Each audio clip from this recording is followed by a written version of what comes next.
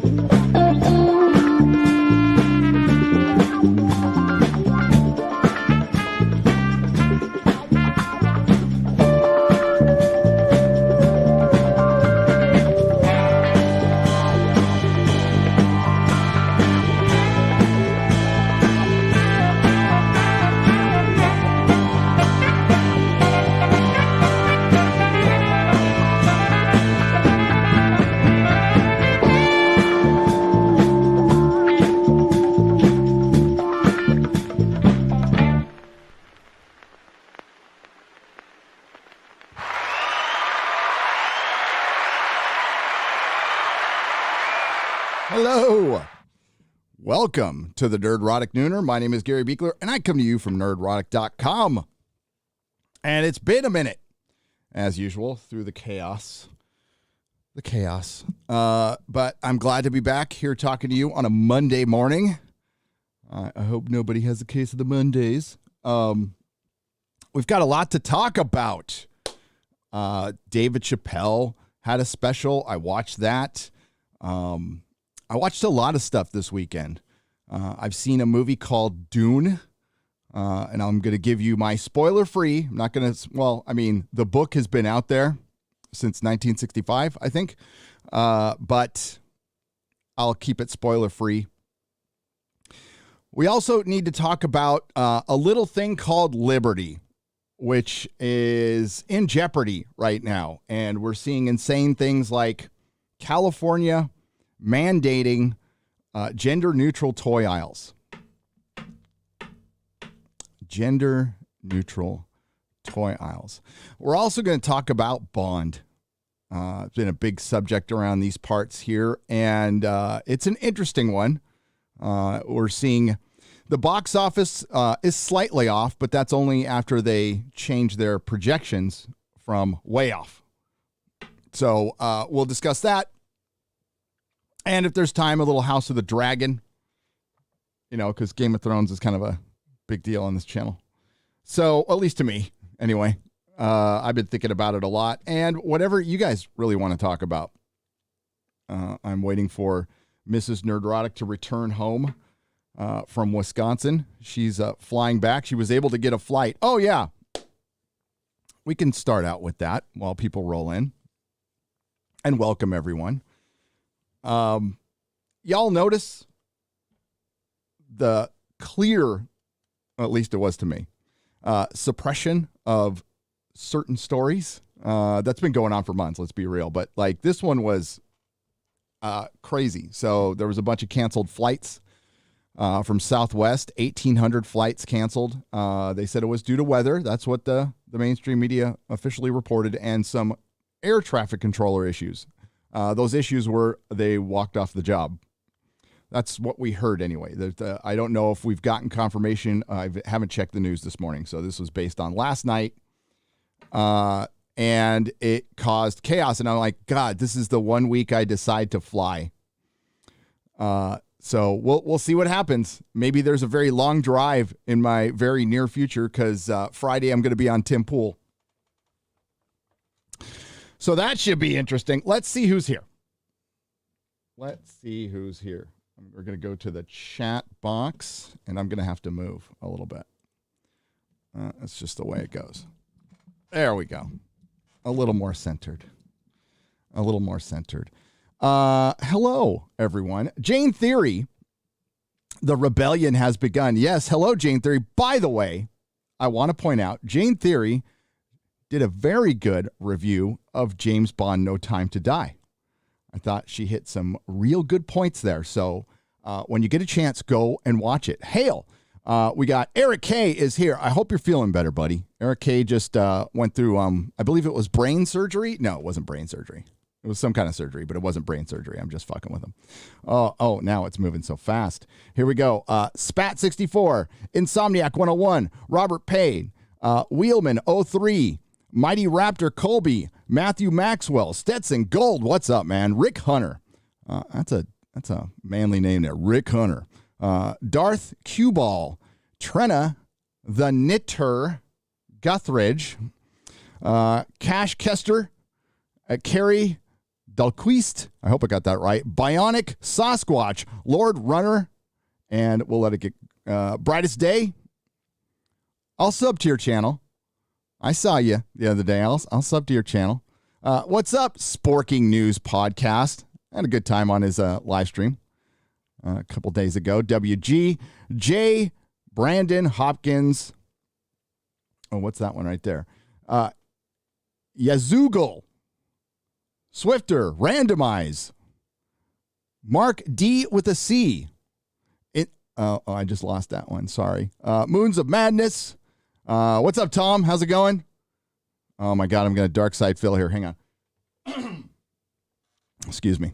I'm sorry. Ginger, Hosley, Crisco Kid, Toxic Walls N8. Is that supposed to spell something clever? Well, I'm not clever. Trim the Sage, Otto, Tomato, and Isardi, and Evil Bunny. It must be bunnies for you Buffy fans out there. Welcome. Okay, where am I going to start? Where should we start?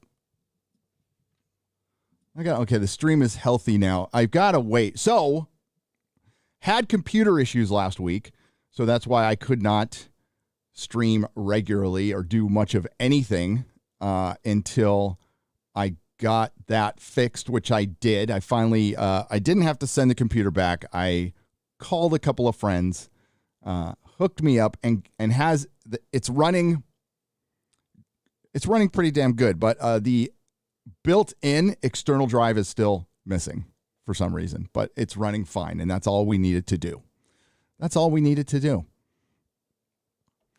But I couldn't, there's a couple of videos I couldn't make, so they're just going to be late. House of the Dragon video is probably going to be tomorrow. Bond review, again, if it wasn't for Perry Chan, I wouldn't have any videos out right now, so he assisted with the Venom review and the Bond review. So hail Perry Chan, the international treasure. I love you, man. Thank you. Did a great job on that. And last night's Friday Night Tights, the audio issues, that was on me because we were going through StreamYard. StreamYard sucks. So that's all for audio. They need to fix that. Quick reminder that the Friday Night Tights is going to be, I believe, at 10:30 a.m. Pacific on Friday. So it's going to be Friday morning tights due to me being on Tim Cast IRL on Friday. I'm flying out Thursday morning early. I'm going to have to get up at like 4 in the morning or something like that. And I'm flying out early out to the bunker. And then we got to drive out to the bunker. And it'll be interesting. It's going to be fun. I'm looking forward to it. But in the meantime, we have a lot to cover. So let's start out with Bond. And then I'll do my then we'll talk about Dune. So you guys saw my review, or maybe you didn't. It's on the channel. You can go check it out. I would have felt differently about the film if it had ended differently. And I've heard all the arguments, and I understand, if you like a movie, awesome. That's okay. I'm just telling you what I think about a movie. And what I see and why I don't like it. And sometimes a good movie can make a bad decision, or, I would say a mediocre movie, a technically beautifully made movie. That's what was weird about it, is like the people who worked on this, as far as editing, cinematography, the director, the crew, top notch. It was a pretty movie. The story just dragged.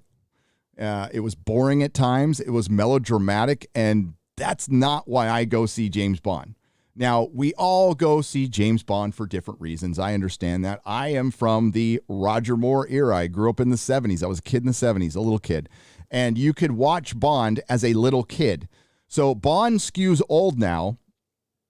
And the reason it skews old is it's because it's Bourne. Matt Damon. It's Bourne. And it's not fun. Why did Venom kick its ass? Venom, at least, was fun. I thought, Venom is a throwback movie. And I said that in my review. It's like they pulled it out of a 2003 time capsule, but I'd much rather go see something like that than some drab, dreary thing where it's out there, by the way. So I'll say spoilers first. I'll give you a second. 5, 4, 3, 2, 1. Bond dies at the end. And that's not something that I think here in the States, I can't speak for international, but here in the States, it's not something that inspires watching again. I know they were trying to do Logan. Let's talk about that because some people took exception. Well, couple took exception to me pointing out Logan. They're saying it was a good movie. I'm all, yeah. You know what? I walked out of Logan saying that was a good movie, and I've never seen it again because it's depressing. It's totally depressing. And no, I didn't really have a problem with them killing Logan because there's a multiverse already that was established, and who knows what Logan that was. And we're not talking about a 50-year-old franchise where there's a comfort level knowing that James Bond is going to survive, but everybody else, not so sure. But what was just interesting to me is all the men died. All the men died. Subtle. Now, things can be elegantly woke. Things can be, I won't say woke. I would say it would have intersectional issues in it and still be a watchable thing. Certainly, Song of Ice and Fire has a lot of the themes that or an overall theme that Bond really did. It comes down to the definition. Well, there's feminism, which Dave Chapelle gave us the Webster. Not that I trust Webster anymore because they're starting to change words. But the definition of feminism, which is you believe that women deserve equal rights. Well, everybody, I think, believes that, but that's not what we see. And he mentions that too. He's all, I thought, well, we'll get a little later in the episode before we go over what he said a feminist was. But there's third wave, there's intersectional, there's radical, there's turf now, whatever. That's what Hollywood is. It was a James Bond for the Me Too Time's Up era. Absolutely. Without a doubt. It was just well made. The characters weren't as insufferable as they were made out to be. And everybody's gone over this. But Jane Theory said this in her review. We had a version of James Bond in a woke world. In the world of modernity. And it just doesn't work. It's a square peg in a round hole. So I don't know where they go from here. I know a lot of people on Twitter are like, Henry Cavill for Bond. And that would make sense as far as we need butts in the seats. You want butts in the seats? Henry Cavill. He doesn't really look like James Bond from the books. I think it's a bit on the nose, but you need on the nose. You need fan service now. So yes, Henry Cavill as James Bond. Absolutely. And make it fun again. You can make it fun. I was thinking, honestly, the last, Man from U.N.C.L.E. is a cool movie. Kingsman, cool movie. They were made, God, I was looking up, Kingsman was made in 2004, so it was a long time ago now. And think about it. I was looking at the list of preview night box office. intake. So it was the top 55 preview nights for the box office. It was, Avengers Endgame was number one at $60 million. It made $60 million on a Thursday. In one day, it made $60 million. And I would say the mid-range, I would say it averaged out to 25 to 30 million. But if you look at that list, there is a lot of movies from about 7, 8 years ago. That shouldn't be the case. Now, I know the COOF canceled last year, but we're talking 2019, 2018. They're sprinkled in there, but there's still a lot from 2012, 2007, 2008. What Venom came in at was, I believe, 13 million? No, it was 11 million. And Black Widow had 13 million, which is considered good to COOF standards, which, sure. Except for all those filled stadiums, filled concert venues, and filled Home Depots. So I'm not too sure about that. I still think there's a bit of a disconnect with the theater. And Hollywood is to blame on that one. Hollywood is to blame. So, it's got to make, it's been reported Bond has to make $900 million, but let's just say it needs to make $700 million. Well, it's got $400 million to go. It's made $300 million. It's done very well internationally, but it's starting to fade. I don't think the movie's going to make its money back, but I think they, being MGM, planned for this. That's why they tried to sell it. And while there is interest, from it sitting on the shelf for so long, you got to think there's insurance for that. And there's a way for Hollywood. There's always a way for Hollywood to cover their butts. But as far as the film goes itself, it was a weird one to review because the action scenes were freaking great. They were great. But when Bond goes in and basically apologizes and said, "I have always loved you." I'm like, oh my God, I was waiting for the organ music to start playing from the telenovela and the zoom in. I have always loved you. No, it's not Bond. But this film isn't the only one guilty of it. Pretty much everything since Casino Royale has been a slow deconstruction. So now we have a Bond with mommy issues. He was bullied by a foster brother. And he was just a sucker and a romantic. And hung up on two women. Yeah. That's the thing. That's our Bond.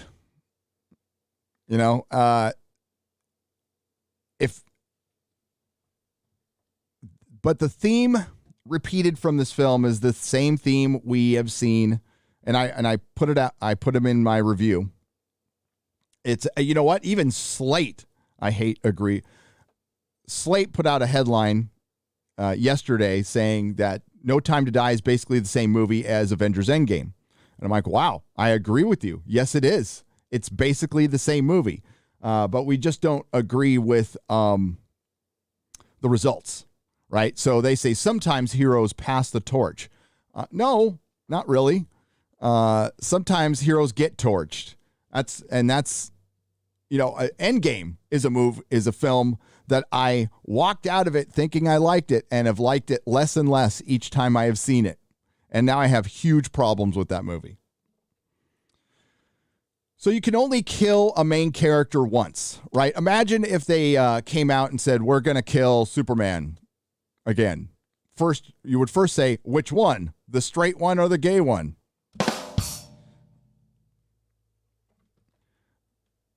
It would still make headlines, but it wouldn't have the impact as it did, a few decades ago, 3-4 decades ago, 3 decades ago, 2 decades ago.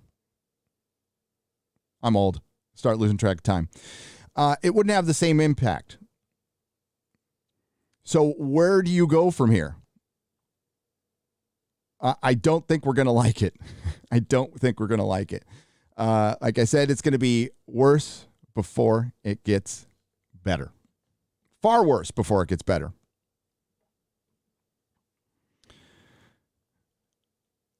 But I think the movie will probably be forgotten here in the States in the next couple of weeks. We got Dune coming out, and then we got Ghostbusters, and we'll see. I've been thinking here in Cali, we were going to get locked down. I was pretty sure we were going to get locked down. I'm thinking that even the California, our chairman, Gavin Newsom, is realizing we can't afford another one. So we'll see. We will see. I don't want to be here to find out. But I'm certainly looking forward to Ghostbusters, and we'll talk about Dune in a second. I don't know if it's going to do well at the box office. That's questionable. That is questionable based on what they're doing, which is releasing an HBO Max, which turns out to be not such a great idea.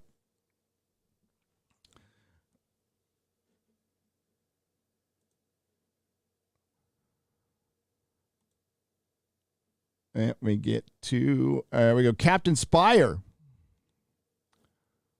Oh my God, is it the 11th already? It is. I give this new Bond the gold finger. I do as well. I think just killing a character just because you can, but it became a bit over the top when you did in Felix Leiter, Blofeld, Spectre, Logan Ash, who I expected to die, Cyclops, who I expected to die, and James Bond, who had, in my opinion, plenty of time to at least try to run away from the bombs, but no. He self-deleted. He gave up at the end. Bond gave up because he couldn't touch his daughter or Matilda. Now, somehow we have nanobots in this film that are impervious to electromagnetic pulse. It's a Bond film, fine. Somehow they run perpetually forever when...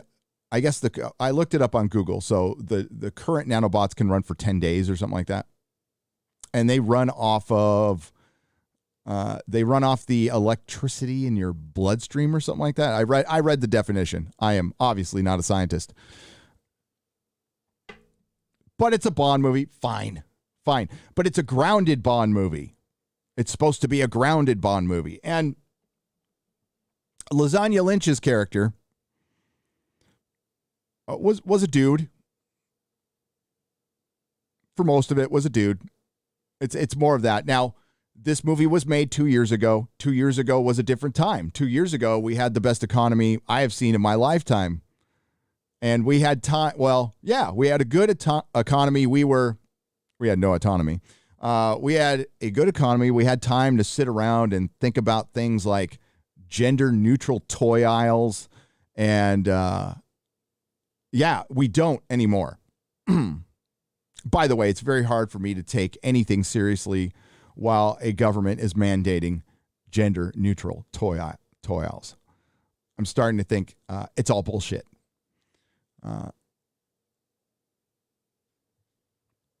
Gabe Gal says $5. You dropped the lead. Superman is smooching dudes. I'll talk about whatever you guys want me to talk about. But I mean, did they? It was just confirmation, right? So we knew this was coming. It's not the Superman, but it's a Superman, which is the whole point. So now everybody's going to think Superman is gay, or is it bisexual or gay? I need to get it right. This is what the comic industry has, and thank you, Gabe Gal, for $5. This is what the comic industry has resorted to. They have run out of things to shock you with because the only thing they have now is speculators. So it's a speculator-driven market, and everything is off of either announcing a TV show attached to a comic, printing multiple variants, or turning a character gay or black or Asian or something other than white. Good stories don't drive comics anymore. I mean, think about it. When was the last classic, oh my God, story? I would have to say right now, it's Teenage Mutant Ninja Turtles and The Last Ronin. And that was a story written decades ago. King Spawn is okay, but it's nothing earth-shattering. It has been a long time since we had something groundbreaking. A long, long time. Something story-driven, like, oh my God, this is a great story. I need to buy this comic book. That's not what sells comic books anymore. It's one of the 37 to 75 variants. It's, oh, it just got announced for a TV show.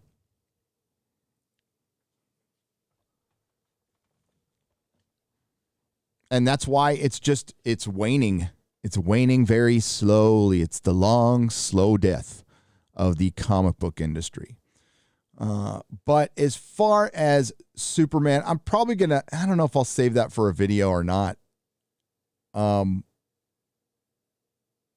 Here's the thing. The LGBTQ plus, the alphabet community, which Dave talked about a lot, has become highly politicized, and it has been used to weaponize language and attack people. So it gets very difficult criticizing anything associated with them, even when it's just a fictional character.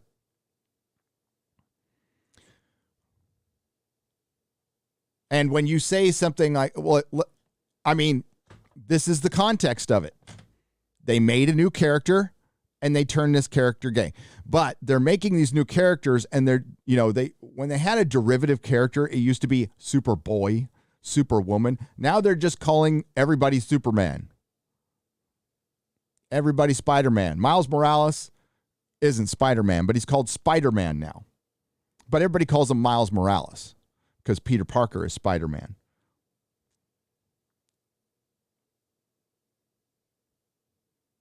But now they're doing this to get a reaction from us. That's all this was. Headlines cause controversy. That's it.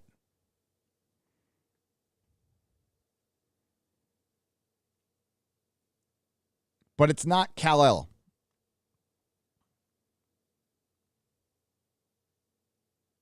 So the only thing I mean, honestly, it was just done to fool normies. And it's another opportunity for someone to go, I don't like this. And then somebody goes, you're an istophobe. You're a racist. You're a sexist. You're a homophobe.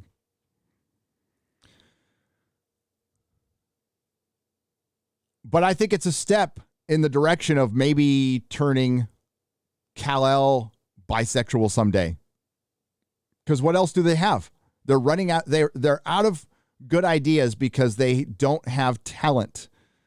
There is no real talent behind the comic book industry. There's a bunch of hangers-on who were never that talented in the first place, or they wouldn't be hangers-on. And there's a bunch of, I would call it casting. There's a bunch of casting. It's not hiring. It's virtue signal hiring, which is casting. We casted some writers of color so we can announce that we hired some writers of color. Are they right for the job? Well, I don't know. Is Ta-Nehisi Coates right for the job for Captain America, a character he hates? Or writing a Superman movie, a character he hates? No, of course not. So why would they hire him? To piss people off. Why would you make a snowflake and save space? To make money? Is that a wise, creative decision? Is that something that's going to get people buying comic books? Or was it made to piss people off?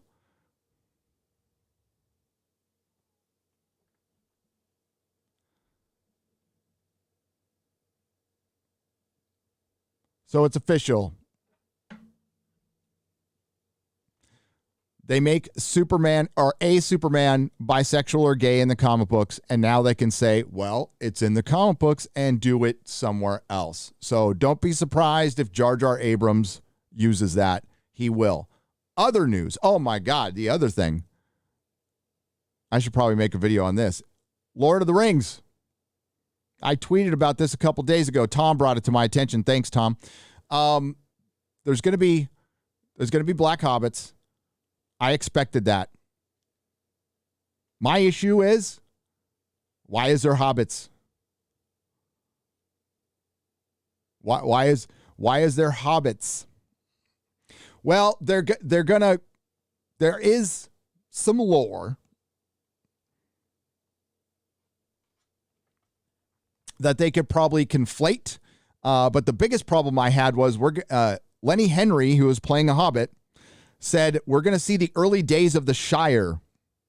For those of you who don't know, there was no Shire. Well, the Shire was there, but it was established in the Third Age. 1601 of the Third Age, I believe. Not the Second Age. So fuck it. Let's bring on female Gandalf now. So they are playing it fast and loose. That's the bottom line here is Amazon is playing it fast and loose with Tolkien's lore. And they're doing this because Christopher is gone and the heirs don't care. And they're just going to try to make another Lord of the Rings, except this one is going to be, according to Lenny Henry, female-centric. Instead of being just human-centric.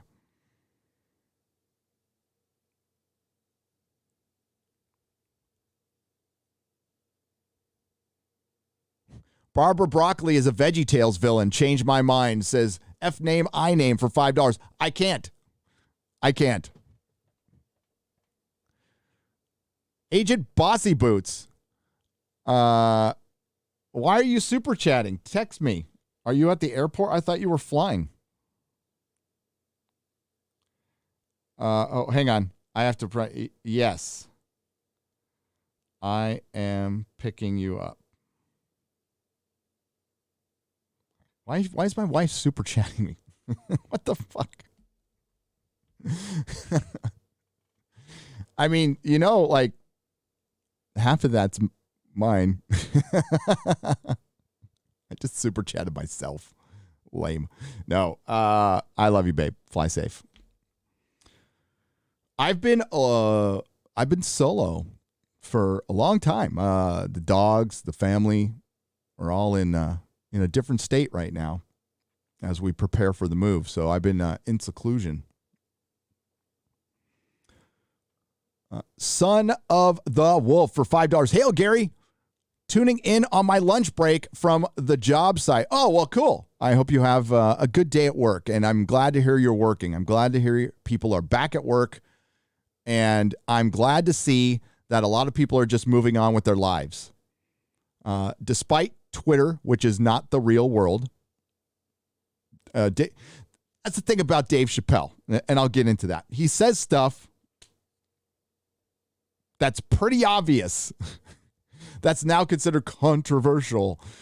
And that's the world we live in. I'm glad to see people moving on with their lives, going back to work, and not really giving a shit about mandates. Not everybody.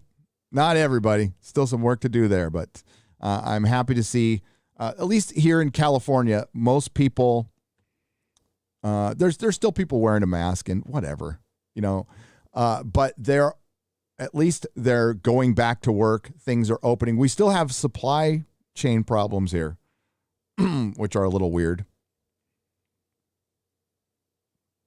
Vincent VT for €5. Love the Dune movie. It was the best movie of the past 6 years for me. Okay. I will let you know what I think in a little bit. Excellent. Tempest 83 for $5. What day are you making your way out to the Beanie compound? I'm leaving Thursday at an undisclosed time, but I'll be there Friday, and then I'm just going to be right back home.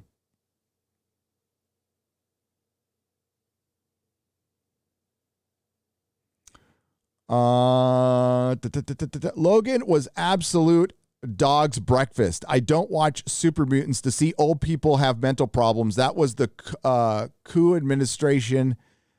That's what the coup administration is for.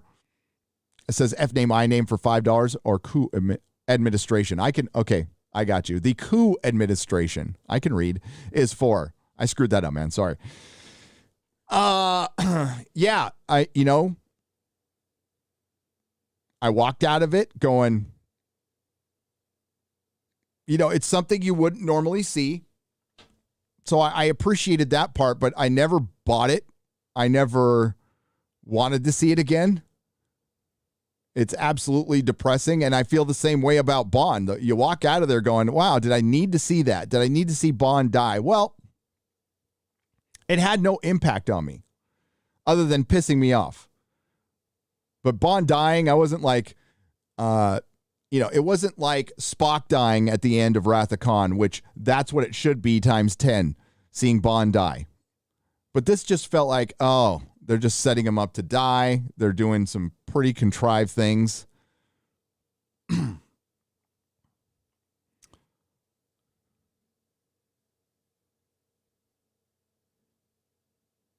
Nerdy Girl creates for $4.99 the new manga recommendation for you, One Punch Man. Once I get through One Piece, because I used to think those were the same thing, but One Punch Man, I will check it out. Thank you, Nerdy Girl creates. Not applicable for $2. Logan's overrated. I said it. Don't at me. I think it, this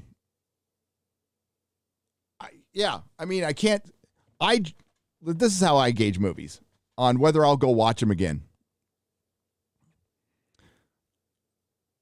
And I've never watched it again. And it really was something that started, it was Mad Max, it was Fury Road, and then Logan, and then they just ran with it, and we've seen that theme over and over again. It is dispatching your traditional male characters for something new that they call new and different, which is just a derivative character, a repurposed character. Gay Superman is a repurposed character. How is that progress? It's not. It's not progress. It's punishment, supposedly. It's purposefully diluting the lore. Create new characters, but they don't want to create new characters because A, they're not talented enough. And B, that's not what they're out to do. They're out to tear stuff down. What's up, bud? Listening while dusting my retro game collection. Well, be careful. Well, it's a game collection, Dan Vask. Thank you, Dan Vask, for the 50 Brazilian pesos. I have to be careful dusting this because I can break things. I have broken things. We did have a loss in the office the other day, so F's in the chat for my Metacom Ghost Rider. F's in the chat for my Real Action Hero Ghost Rider, which I picked up to dust, and it fell apart. Metacom is shit. They make absolute crap toys that don't last. They can look cool, but they don't last. So the pleather on the Ghost Rider jacket, I guess it was frayed, and I didn't see it. F's in the chat for my Ghost Rider. It's gone.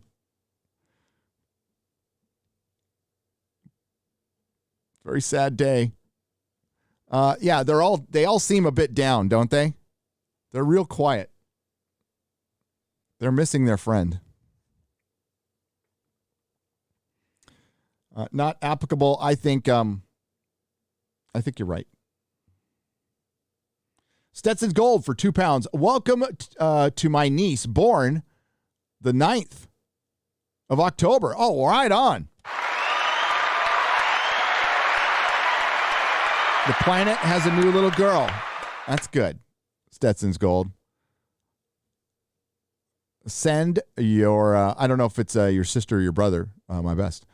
Well, I mean, I I don't know on the marriage side, but I guess technically I don't know either these days.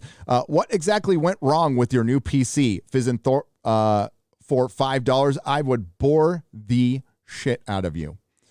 The quick answer is one of my programs that I use to edit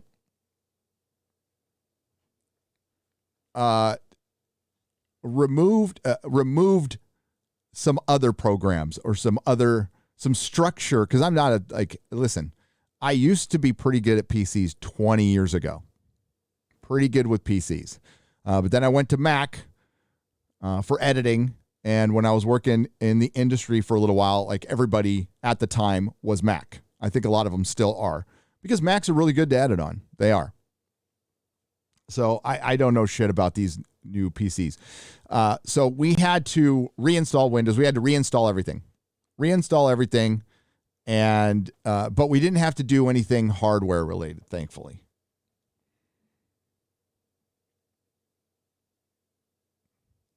Air traffic controllers have more balls than cops to quit over principles, says MonkeyMan04 for $5. Absolutely agree.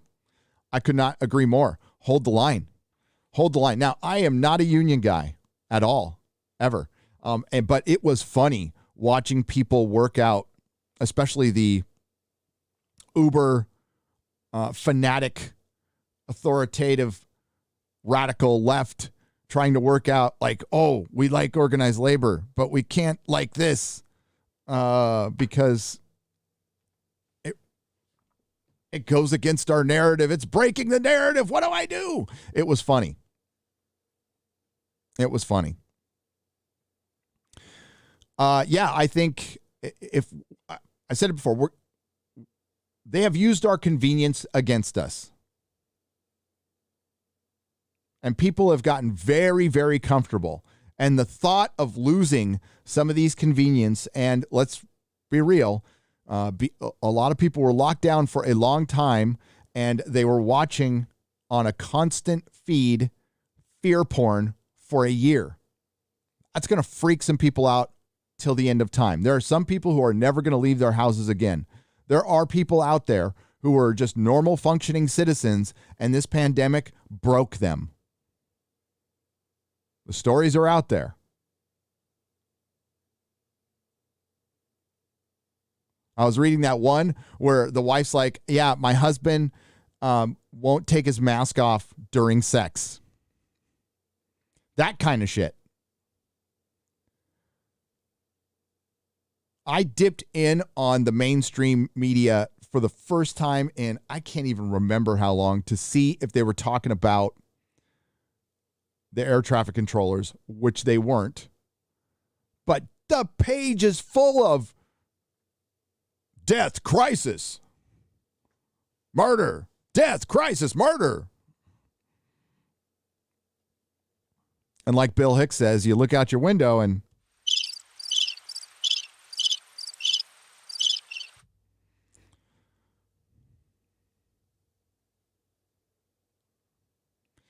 so turn it off. Find other ways to get news. That's what I do. It takes a little work, but it's a joke. It's a fucking joke. What other groups of people have walked out that we have not heard about? And then, there's these huge rally in Italy that looked fun. I actually wanted to go. I was like, oh my God, the Italians like rally, cool. I want to go to that. They're all saying, let's go, Brandon. Let's go, Brandon has gone international. John Talks did a video on it. Let's go, Brandon.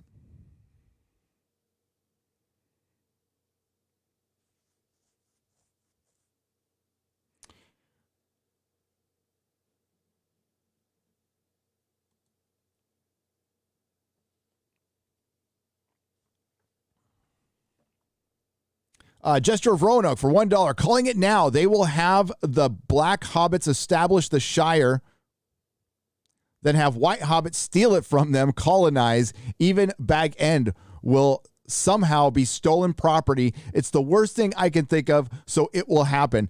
You know, it's starting to be kind of like the Babylon Bee, right? Our woke predictions, which are getting kind of fun because they're pretty easy to figure out. I wouldn't be surprised if we see a theme just like that. Jester of Roanoke for $1. Hey, Gary, let's hope that Doctor Who Flux is about to fake Doctor Who regenerate due to both hearts failing after massive case of acid reflux due to eating a slice of humble pie. Cheers. Yes. Oh, there's Doctor Who too. It's coming back October 31st. In a couple of weeks. Doctor Who's coming back in a couple of weeks, and it's going to be airing, I guess, right before Star Trek Discovery, but they will be airing at the same time because there was a Star Trek Discovery trailer, there was an Expanse trailer, a House of the Dragons trailer, and some stupid Doctor Who promo, and it's called Doctor Who Flux. So they got rid of all of their social media and then recreated it, and this is going to be called Doctor Who Flux. Everybody's calling it acid reflux. I think that's perfect. I like it. No need to change that. And it's going to be 6 episodes, and it's going to suck. I mean, we've seen 2 full seasons. There hasn't been a decent moment, much less a decent episode.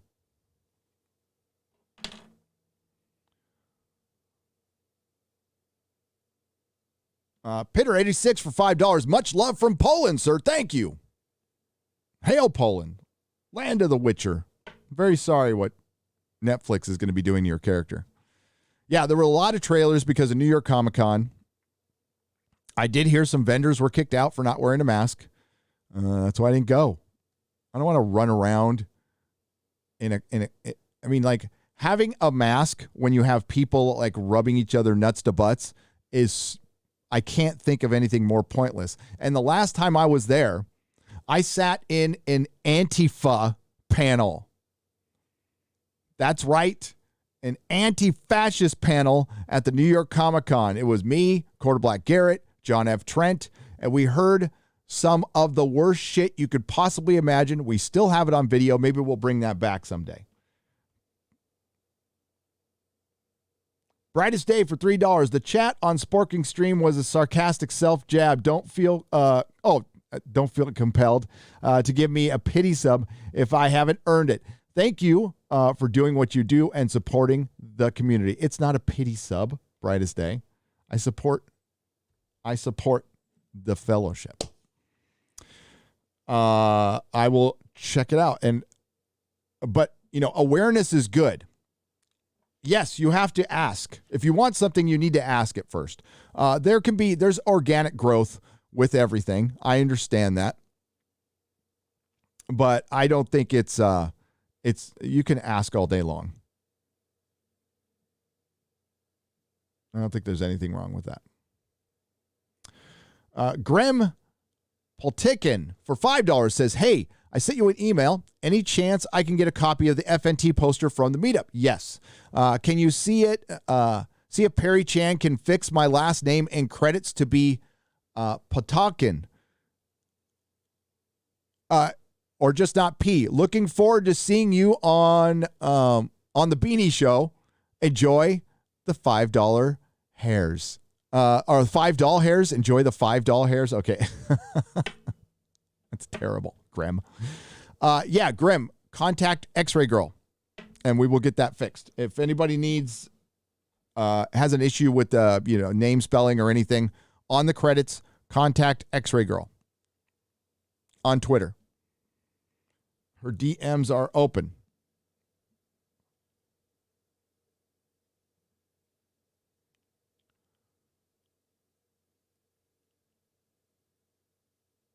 All right. Okay. Let's talk about Dune. And we're going to talk about Liberty in a little bit too.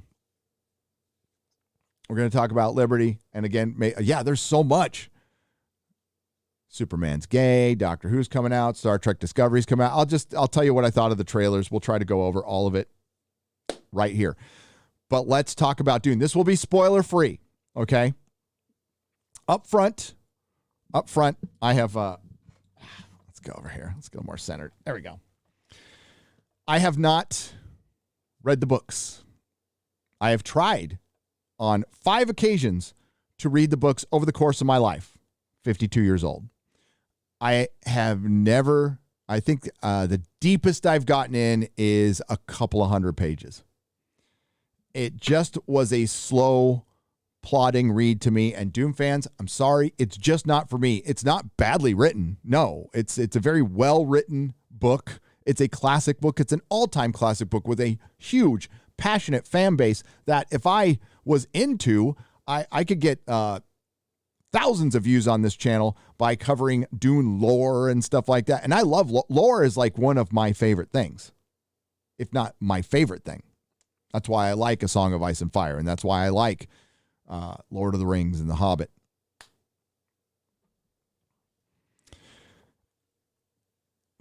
But I've just never been able to get, and I don't know why. I tried the audiobook. That was pretty good. I'm into that, and I am going to finish it. But I just want to say up front that I am basically a normie walking into the Dune movie. So when it comes to changes to the lore, to characters, racial swaps or whatever, I'm very ignorant to it. I do know some things. Like the Bene Gesserits. The Bene Gesserits are a female order with superpowers who kind of pull the strings in this intergalactic empire.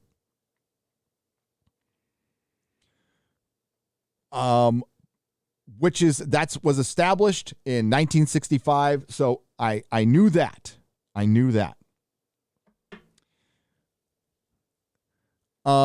know some of the criticism by the Access Media.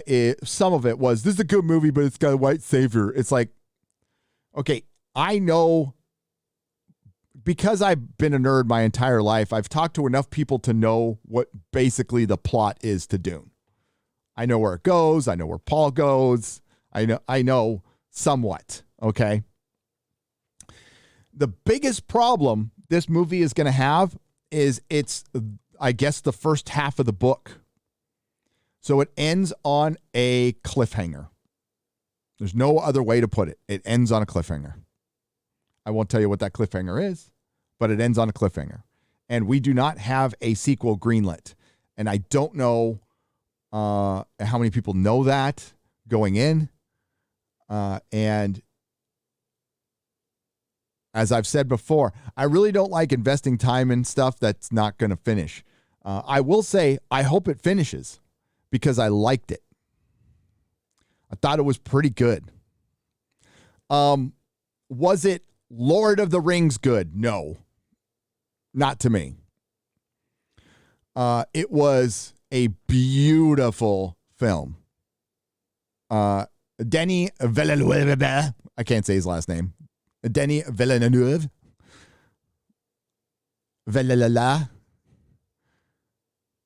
Who directed Blade Runner 2049, which I thoroughly disliked.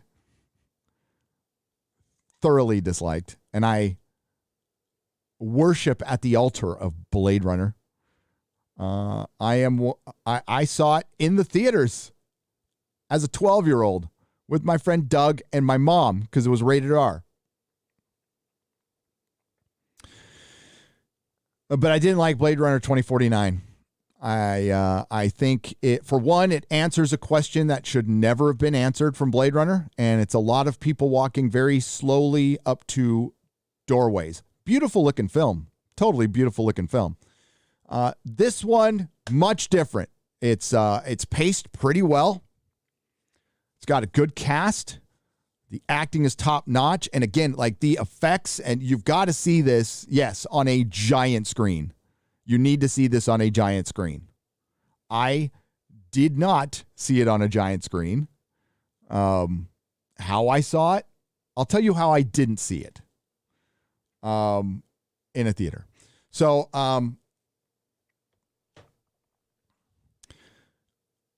I thought it was pretty good. I would give it, I don't give a score. So for those of you who don't know in the book, it takes place thousands of years from now in an intergalactic empire with humans that I believe are descended from Earth, right? They're all descended from Earth. That you're going to have to tell me, book people, on that one. But that's what it seems like, because there's still some Earth traditions. There's like a bagpipe in it. And there is the Harkonnens, House Atreides, and I forgot what the Imperial House was. So there's three major political houses. So there's a bit of a, what the normies will call a Game of Thrones thing going on, but Dune was first. So, and it's, I would say the one concern I had going in is it going to play to normies? Is this going to be fun enough to have the broad general appeal to be a massive hit, which it needs to be? This thing needs to be a massive hit. It looks like a really expensive movie. And that's I don't know. I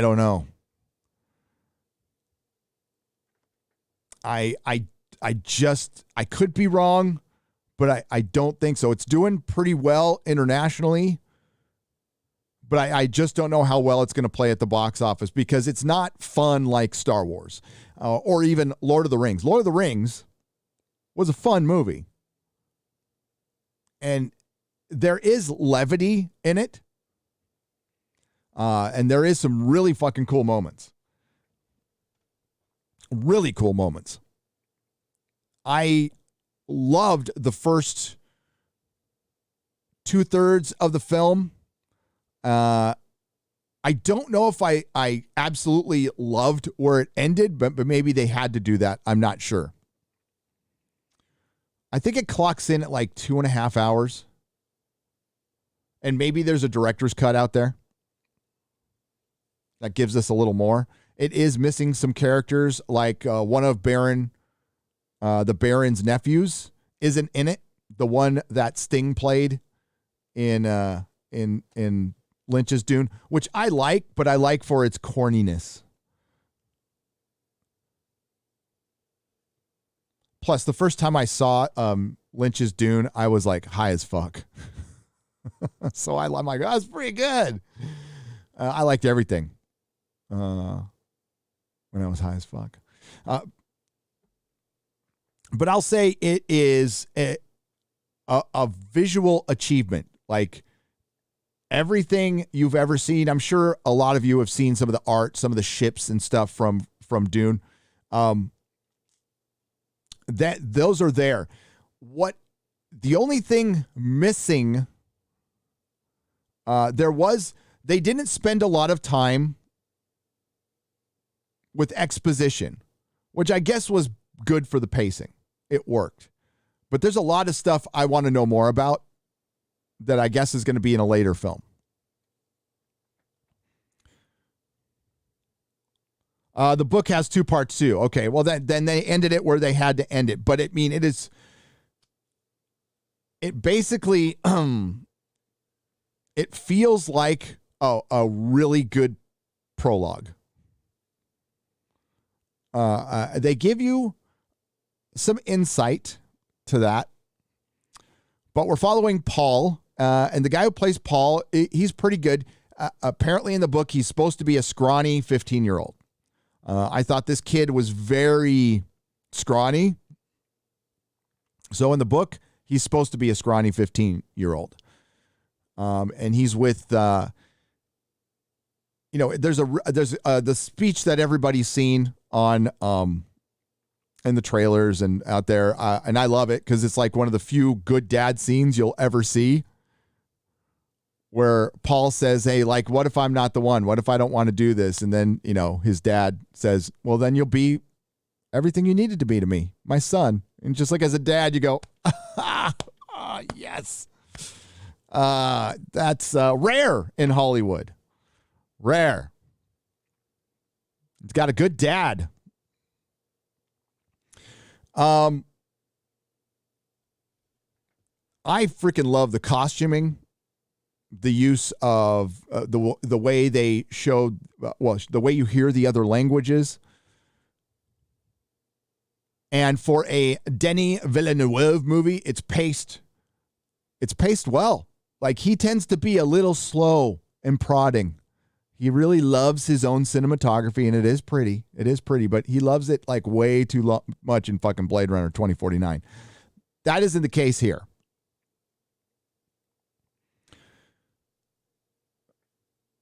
But I would sit here and tell you, like, I liked it. I don't have any real complaints about it at all. I enjoyed the movie as a movie. Without knowing much from the adaptation. I'm not the biggest Zendaya fan. I know a lot of people I don't dislike Zendaya. I just a little overhyped. I guess some people think she's hot. She's 25. She looks like a 12-year-old. There's no way, I'm old, so there's just no way I could look at her like that. It feels weird and creepy.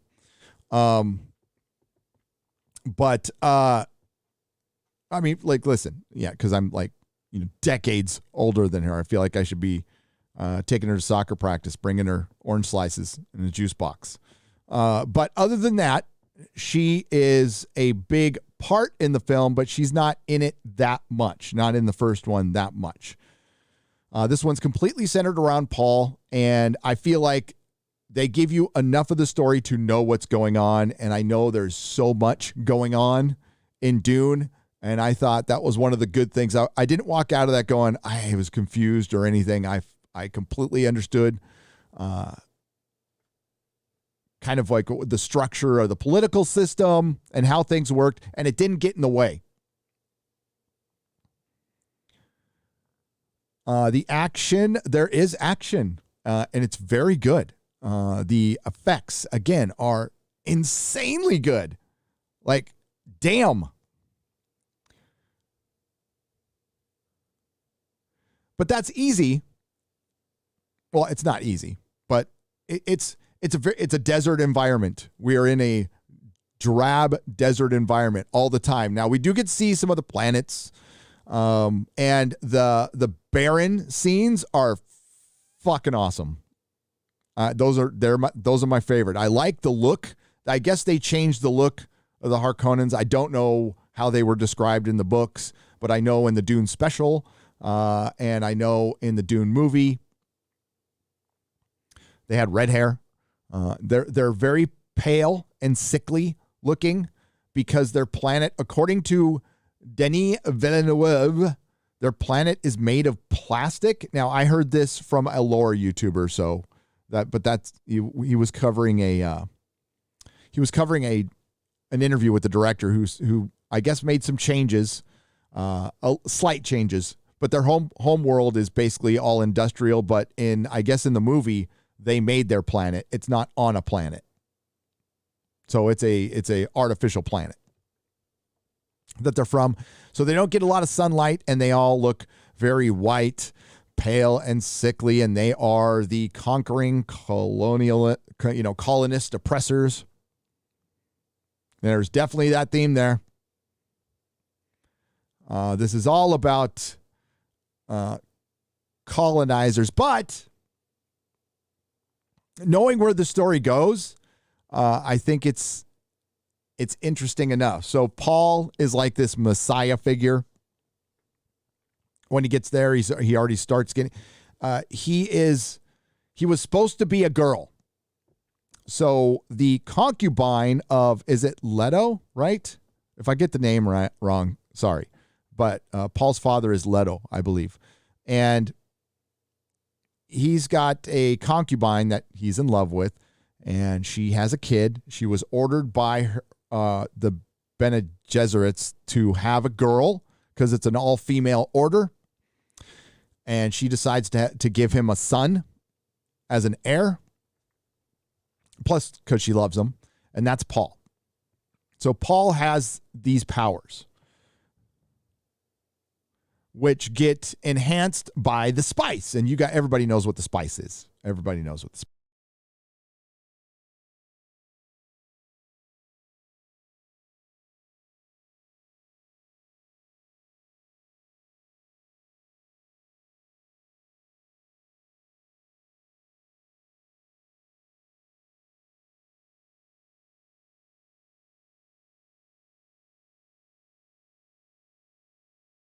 Taste very well.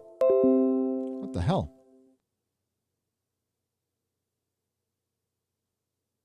Oh, what the hell was that? And I don't have any real complaints about the film. I think it's one of the better films I've seen this year.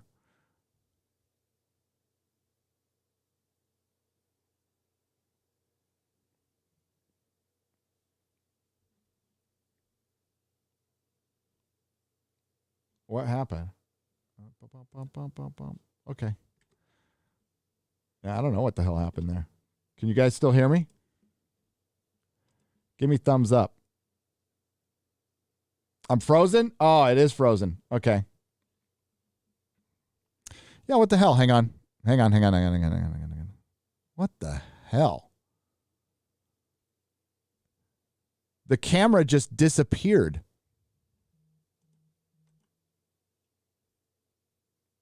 So just listen for a little bit.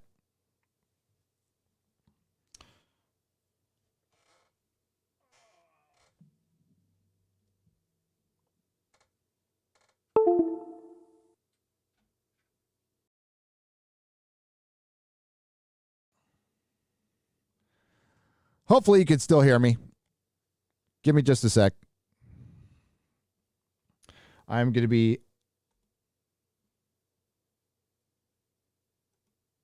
turning that off. Nope, that doesn't hurt. We're going to have to get rid of it altogether. And we're going to have to go like this.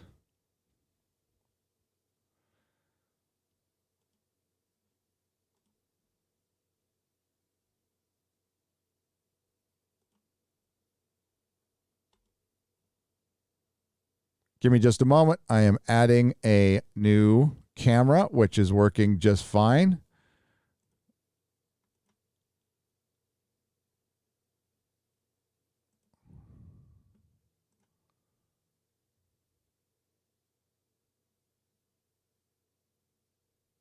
There we go.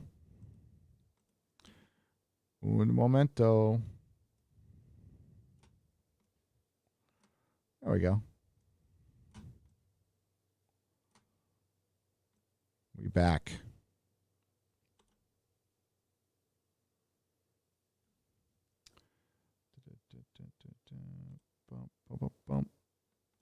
Let's get this back.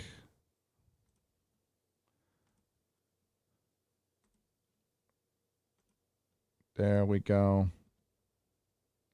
Very large. Very large. That's what she said. That's what she said. There we go. Okay. So Dune.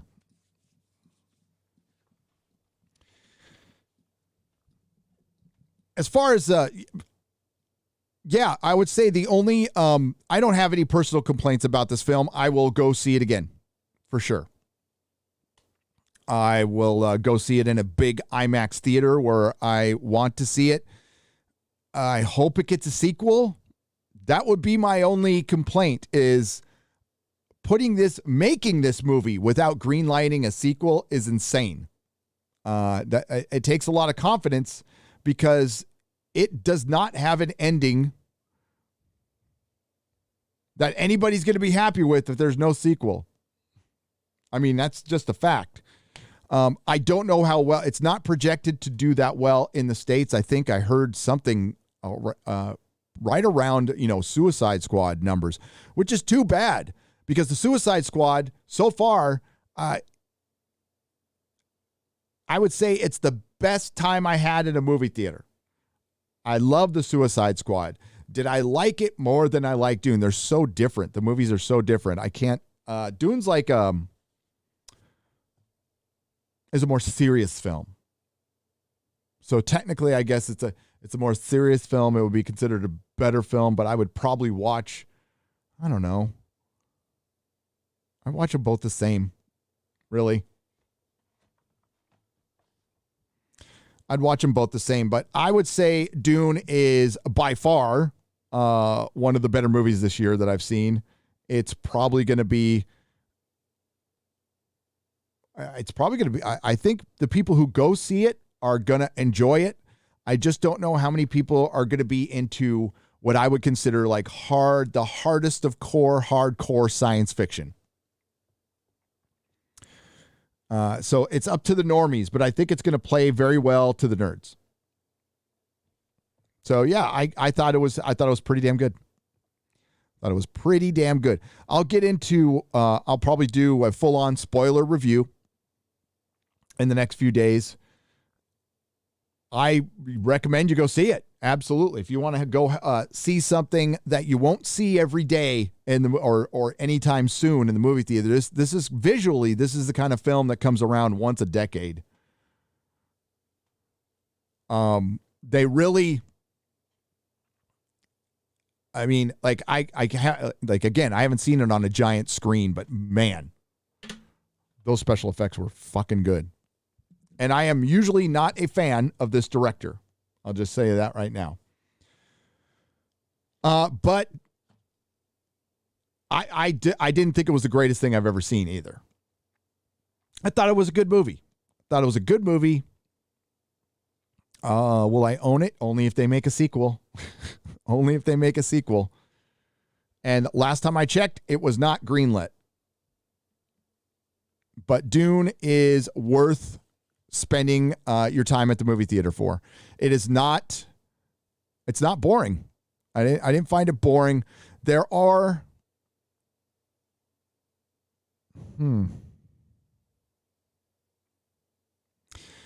I can't get into spoilers, but they show you through visions. They show you through visions what's to come.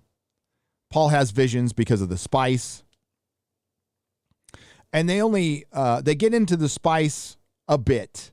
But again, this is just a prologue. And yes, you do see some sandworms.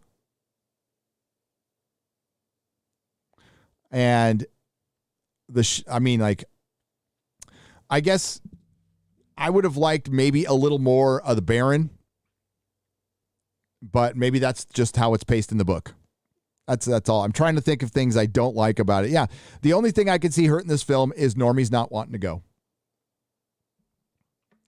And I can see some people just not being into this kind of science fiction and thinking it's boring. We've heard this before, haven't we? Haven't we?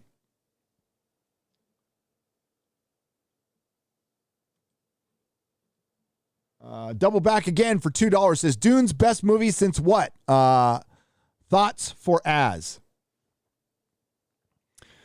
Dune best movie since the Suicide Squad.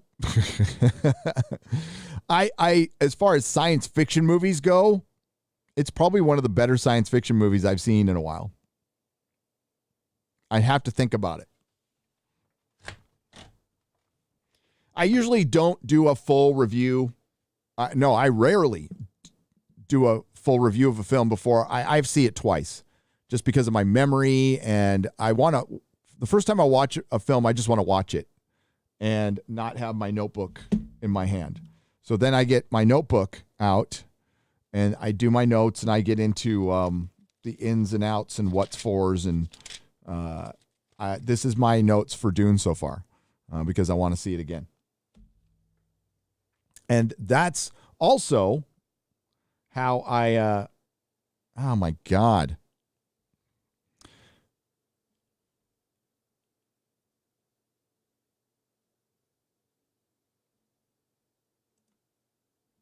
Of course.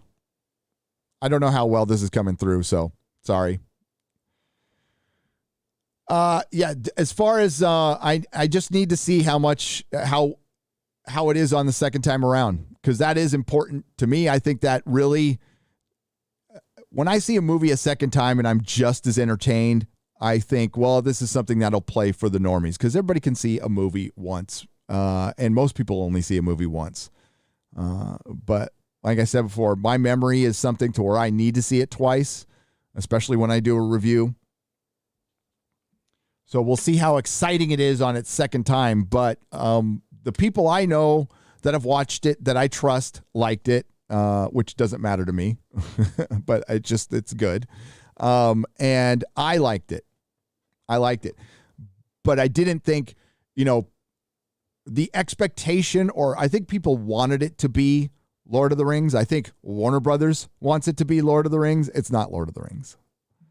I don't think so. But it's really good. I read Dune, the whole book, at 19, a difficult book, which is very difficult to adapt to cinema. But I would say Dennis V is right, man. Yeah, and I think he did a good job adapting it. Now, I need to hear from the hardcore Dune fans and see what they think. Some of the ones who have seen it love it. But I'm just going off of what I think. And I thought, it was an entertaining movie. But I didn't feel like I walked out of something earth-shatteringly great.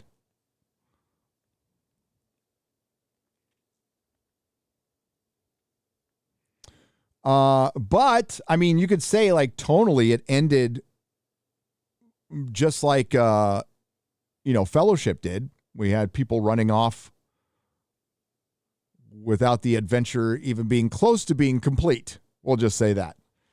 But the big difference is we knew the Two Towers was coming out in a year. And we don't know if Dune Part 2 is coming out at all. That's a big difference, and that's going to matter to people. Was watching last night. You lamented lack of dialogue proficiency in Hollywood. I say force writers to read the full Elmore Leonard bibliography before they write a script. Says Kate C., a.k.a. Snake Plush Kitten. For $20. Thank you. I completely agree with that, by the way. Elmore Leonard is the man, or was the man. I think is the man. I can't remember if he's alive or not. But dialogue is dead. So many people want to write Whedon speak, and only Joss Whedon can write Whedon speak. Here's $5 towards Starlink, says Jason for $4.99. Thank you. Yeah, I don't know. I gotta, it's good to have these live streams, and I'd rather have it. It says it's fine now. It's fine.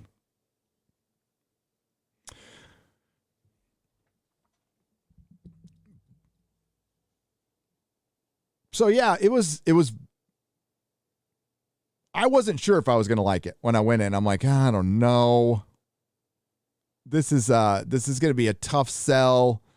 I think there's going to be, I think some people will come out saying that there are some slow parts. I didn't feel that way. And because it's coming, I don't know if this is fair, but life isn't fair. I don't know if this is fair to the film, but I think people are going to say it's got some wokeness in it.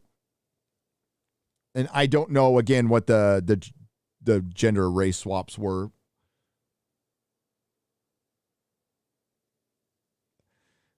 There is an Conqueror theme, which is fine. That was there in 65. I guess the biggest thing is I don't know what to think of this because it's not a complete movie. It's just not a complete movie as much as people can't. Just as, even Fellowship, it wasn't a complete movie. And that's probably the biggest problem I have with it. I don't know how wise of a decision it was to just go balls out on this and not, just green light the sequel. Take a chance. I think it would have ended up bearing a more fruit if people knew the sequel was out there. I love Dune, but it's ecological space feminism, and Frank Herbert said so himself. I said of it then, realistic, boring Lord of the Rings which is my jam. Yeah, Lord of the Rings is 1,000 times better than this movie. Come on. Let's not trick ourselves. Gary, you ever read King Killer Chronicles? Amazing fantasy story, but another author who can't finish his series. I have not. Well, if he can't finish, then I definitely don't. I mean, as good as it is, I don't want to check it out. But F Name, I Name, yeah. I mean, there was definitely with the Bene Gesserits, there is that. There is that. But, I mean, if you look at it, though, it took a dude with their powers to become Space Jesus. Now, what does that dude do with his Space Jesus?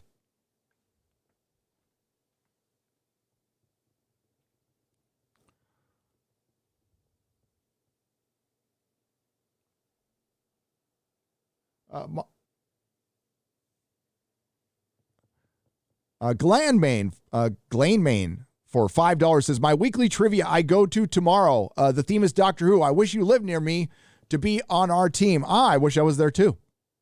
I'd love to do that someday. That'd be fun. Thanks for the $5. Grant Matheson for £2. Hail chat, Gary. Stay awesome. You stay awesome. You stay awesome. Comrade Roof Korean, the Based, says, Gary, don't know if it's an upcoming project. Check out Jamie Costa, Kenobi fan film. Just released a 3-minute Robin clip honoring Robin Williams. Oh, cool. I will check it out. Thank you, sir. I miss Robin Williams. I do. The Virgin Build Back Better versus the Chad. Let's go, Brandon. Says Red Wolf Corp revamp for $5. Let's go, Brandon. Polly Baba for $2. 81 million votes. Let's go, Brandon. Let's go, Brandon. Michael Pronosti for 20 Canadian pesos. Oh my God. I can't. Oh, Michael Ponesti can say this because he's Italian. I'm like 1/16 Italian, so I guess I can 1/16 say this. The wops in Italy know what's good. Let's go, Brandon. That's terrible. Mama Susan, I got to read the super chats. Thunderstorm for $4.99. Why do they hate superheroes? Why do they hate good? Because they hate. Because they hate. Okay?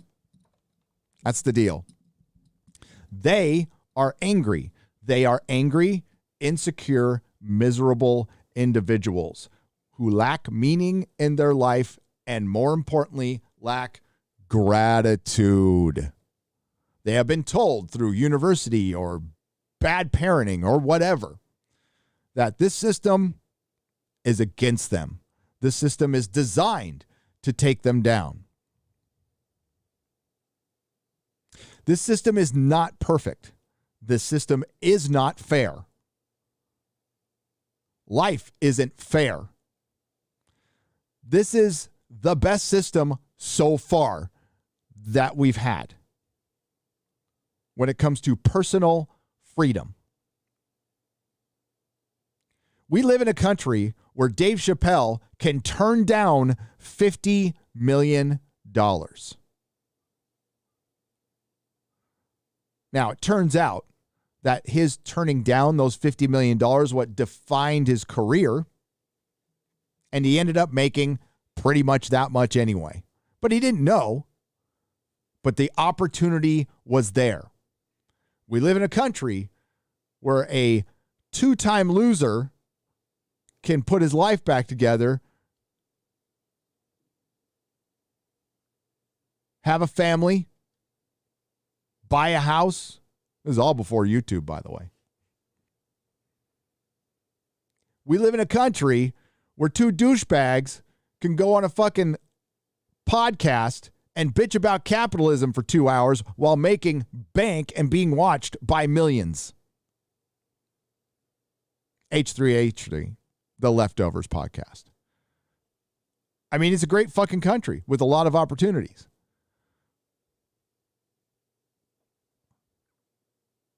We live in a country where Eric July can be good at everything.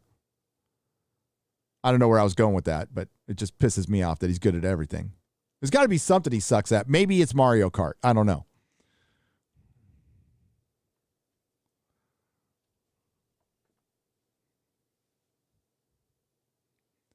But we have a big problem right now. A lot of big problems. But our entire system is being threatened, and they have invaded our culture and taken it over. Why do they hate good? Because they think, because they hate themselves and they see good as the oppressor, heroism as the stories from the oppressor. Because like I said, they have learned all this through our university system, which has poisoned our society. Absolutely poisoned our society now. This is without question. I'm sure there are good schools out there. I'm sure there are good teachers. Not enough. Not enough. And maybe, just maybe, if schools start mandating the poke, it'll get people out of school and thinking about something else. You can still have the career you want. You don't have to go into major debt at a university and learn how to hate everything. It's indoctrination at this point.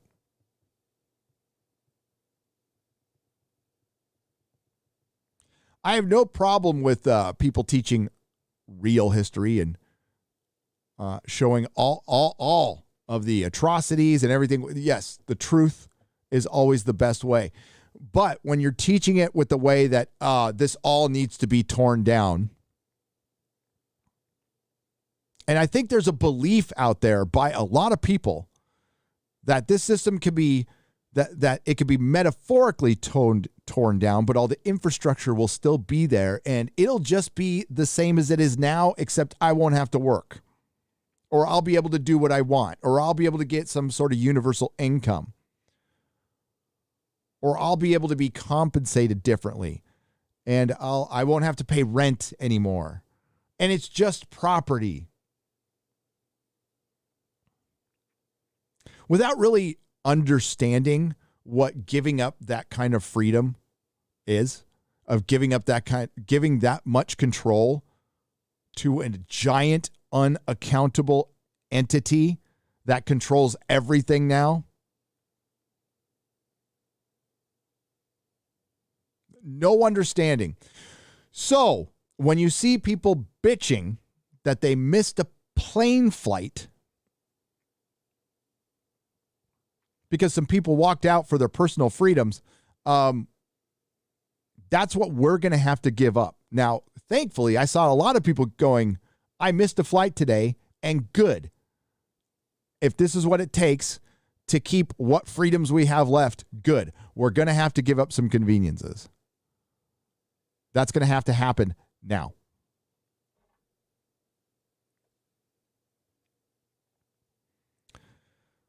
But they hate superheroes, Thunderstorm, because they're hateful racists. That's it. Heroism is a tool of the patriarchy. That's what they were told from a regurgitated lesson at university that they're still paying off with their 5 roommates, their 10 cats, and their cup of soup. Nothing against cup of soup. Beach Lover for €10. Watch War 19 with Tiger Shroff and Hitrik Roshan on Prime Video. It's a great agent movie, like the former Bond movies, with hot men, hot women, and a lot of action and very thrilling story. I'll check it out, Beach Lover. Daryl the Derelict for $5. Says, "Hail, Gary. Love the show. At this point, why doesn't Hollywood just slap us in the face with a dildo?" Well, they are, metaphorically speaking. Metaphorically speaking, they are. Big D, "I've given up on new media. I'll stick with old Bond, Rockford Files, and Magnum P.I. I may already know the stories, but at least they're well written and fun." Yes, fun. Hollywood needs to rediscover fun immediately, or they're just going to lose people, and they already are. And we've talked about that a lot. The thing is, content creators, we're a surprise to them. They saw a lot of things coming. Like they do the research, so they know when there's going to be changes in infrastructure, when things are going to go digital. They were planning this when I worked in Hollywood in 2010, 2011. They were planning for today. Back then, I sat in meetings, lots of meetings, talking about what's happening right now. And it's going down just like I thought it would, and a lot of other people too.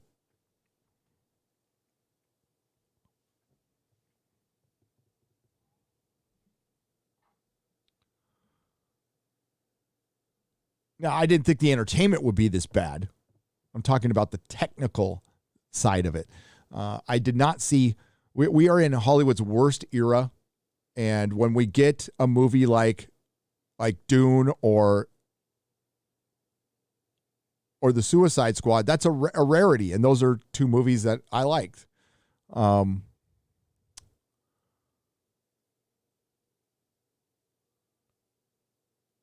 I don't think this is fair to Dune at all, but it needed to be earth-shattering. It needed to be groundbreaking, earth-shattering, mind-blowing science fiction. And I just don't think it's that. I don't think it's bad, but I don't think it's that. I could be wrong. When people see it on the 22nd, they could go nuts. And if they do, great. High Q for £5. Gary, the Eternals should be called the Millennials.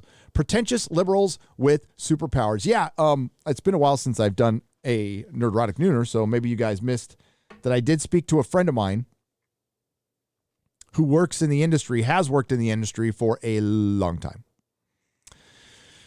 And this person has a lot of access to things and stuff. So they have seen completed Marvel movies that we're not going to see for a year. First cuts, things like that. Sat in with meetings with some pretty big names, like people like Jon Favreau, people like Kevin Feige. Told me that the Eternals is garbage. Just total garbage. No fixing this one. No fixing this one. Chloe Zhao set out, and this is his words, set out to make an important film, an important superhero film. What it looks like is a bunch of people in bad costumes dancing around on a green screen, and that's mostly what it is. But it's supposed to be, as far as the woke intersectional factor, it's going to make Captain Marvel look entertaining. It's going to be the worst of the worst, supposedly. I have not seen the movie. So I don't know. Take that for what you will. Hail, Gary. The final season of The Expanse begins December 10th. Will it be weekly? Asked Nicholas Horton for £5. Yeah. I do believe so. We'll see if Amazon holds the line on the weekly stuff. I know the Orville will be weekly when it returns next year. Yeah, so we have Doctor Who on the 31st. Star Trek Discovery sometime in November. Not looking forward to it. Just thinking about it makes my head hurt. The Witcher. What else do we have? I know there's, Cobra Kai. Cobra Kai. It's going to be a very busy last 4 months for this channel because I'm covering all that stuff. We're going to be doing the live reviews right after the episodes for any show that's weekly. Not The Witcher, unfortunately, because Netflix is dumb and releases all their stuff at once. The binge model's stupid. You can always binge it later. You give up as big as The Witcher was, imagine how big it would have been if it was weekly and it had water cooler every week. So much bigger. It does already have a season 3, though. Will The Witcher be in The Witcher? I don't know. I don't think so. But I could be wrong. By the sound of it, the nanotech was done better in Cowboy Bebop movie Knocking on Heaven's Door. Says Brown Gaijin for $5. Well, you would know. I wouldn't. But the nanotech technology was not what it felt like to me, and I cut this out of my review, is it felt like to me there was much more to the story, and they cut it out, and the movie was already too long because they had to add things to change characters because you could see changes. There was changes. And you could tell when Phoebe Waller-Bridge was writing dialogue. You can absolutely tell. But this is just a theory. This is just a movie theory. I think the original plan was to kill off races of people with the nanotech, and they decided to dial that back because that might have looked a little too on the nose and too divisive. You know, kind of like Watchmen was, the TV show, which was just a hateful show that exploited one of the worst atrocities. Not like we've done a lot of atrocities in this country, but this one's in top 10 easily. And they turned it into a super villain story, which is disgusting.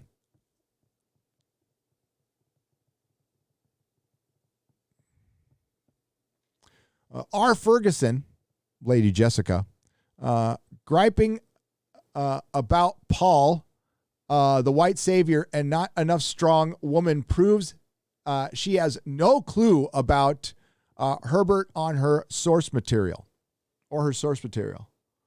Oh, okay.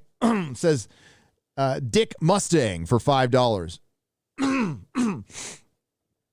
Yeah. I even know that Paul isn't it looks like that at first, but it definitely changes into a jihad, and that's what it's called in the books, I believe. One Punch Man is satire. Watch more anime first to fully enjoy. Otherwise, mediocre. Almost done with my anime recommendations for beginners video. Oh, Kai MFS, that's a great idea. I think a lot of people, if like this is your chance, you're starting to see the comic book industry. They're gonna, there's like Spider-Man. I can't say it right. Spider-Man manga out there. It's being translated, and we'll see if more is translated, and we'll see if there's more superheroes going into that. Now, this happened before. This is very cyclical. This happened 15 years ago. Marvel tried to go full manga and couldn't. We'll see if they can. I don't think so because the writers suck. My local librarian said, F you to the government's mask mandate. Says Quatrina Senpai. Good to your local librarian. Fuck mandates. If you want to wear a mask, wear a mask. If you want to, like everybody says, I do believe some of my detractors called me anti-vax. No, I'm not. If you want to get the poke, get the poke. I could care less. There are certain things. I even gave my youngest son, if it's not available to him just yet, but it's his decision. He's old enough to where it can be his decision. He said no, which was the right one.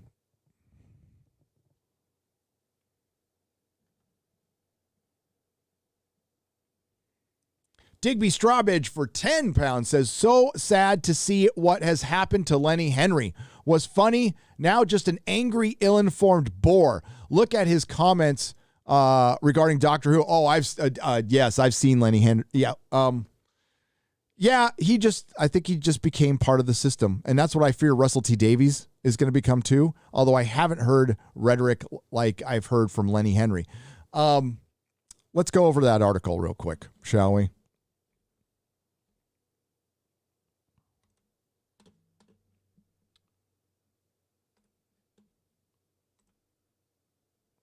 Give me just a moment. And again, thanks to Tom for sending this to me.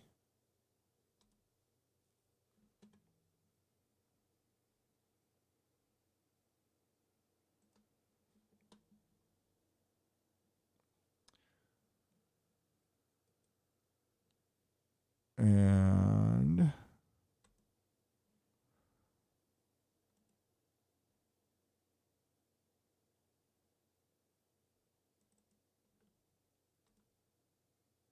oh, there's two I want to go over.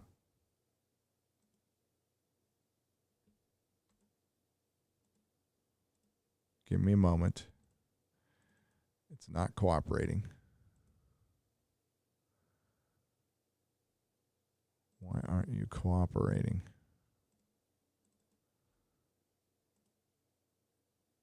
There we go.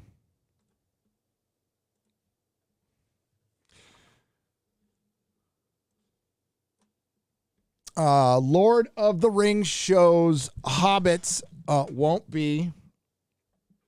I got to see if I'm still centered. Hang on. It's frozen again. Why is it doing that? That is interesting here.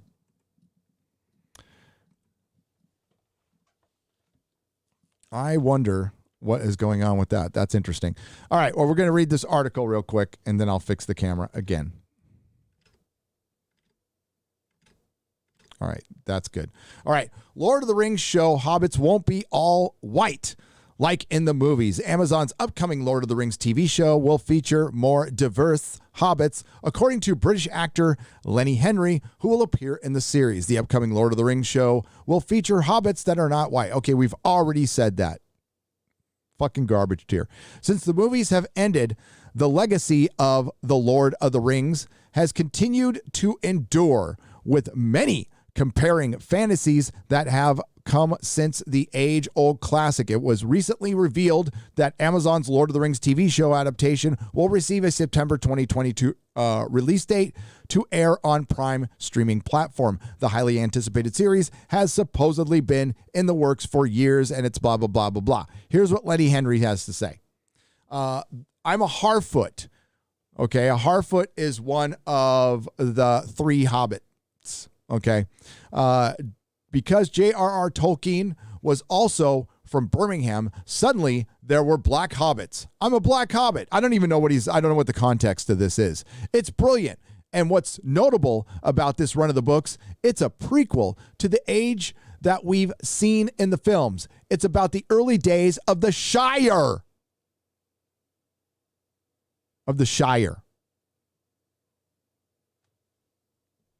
Early days of the Shire.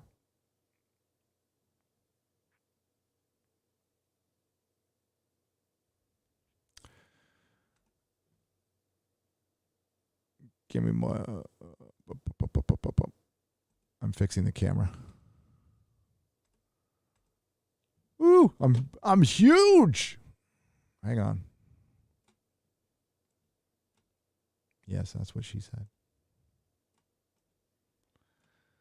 Early days of the Shire. Okay, well, the Shire was established in the third age, and this show takes place in the second age. Now, the very woke sellout shill will do anything for access onering.net, which has been one of my biggest disappointments here on the internet. Reported earlier on that Amazon was going to be playing it fast and loose with Lord of the Rings, and this is pretty fucking fast and loose.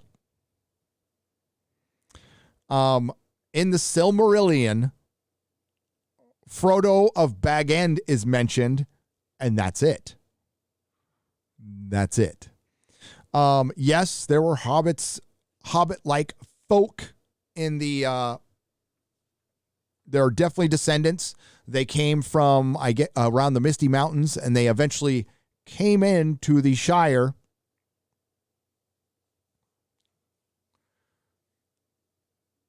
At the time, the Kingdom of Honor, and it was settled in the Third Age, and a good ways into the Third Age. So he's not done there. So early days of the Shire and Tolkien's environment. That's a key word there. Not Tolkien's world, not Tolkien's lore, not even Tolkien's legendarium, his environment.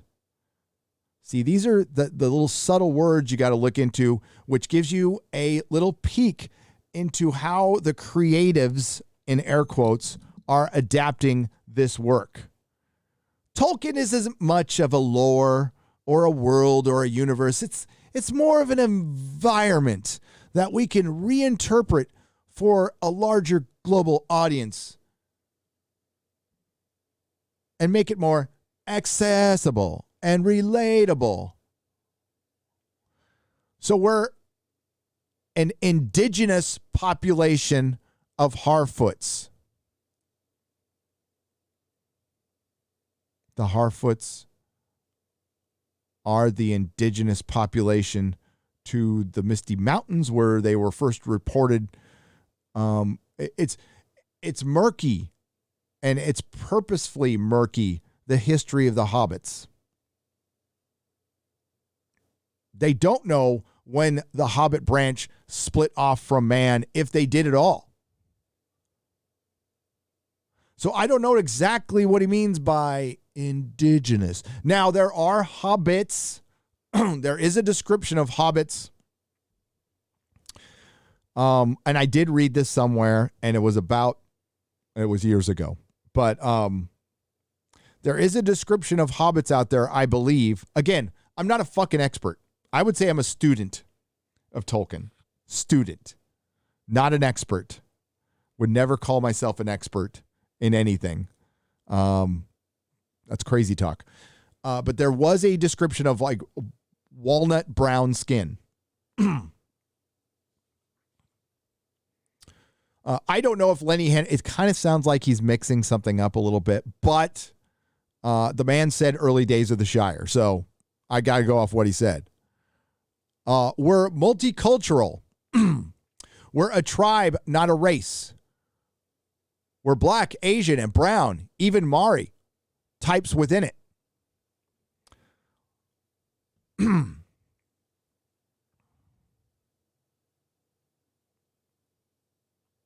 No, you're Harfoots.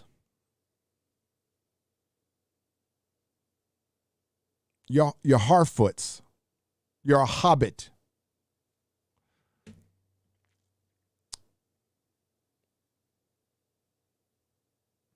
Prime Video has become the top contender in the streaming wars with the shows like The Boys and Invincible.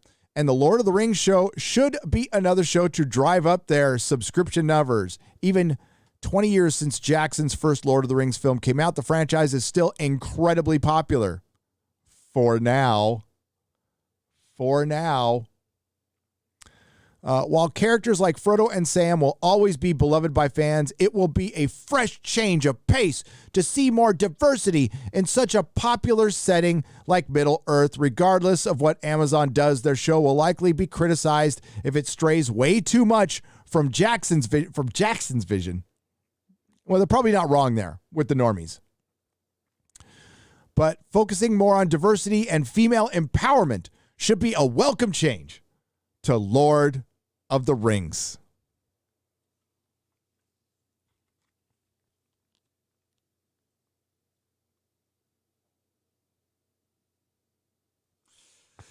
You fucking hacks. What is female empowerment to Matthew Biggin?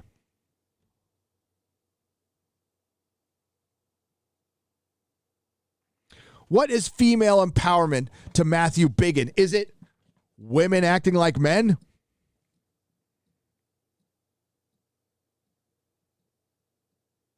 Because I would argue, even for its day, it had female empowerment, but we are still talking about a feudal society. Lines of succession, and at the time, only men could be kings. There is a change within the lore, absolutely. And as far as the elves are concerned, the women are empowered. One of them is a ring bearer.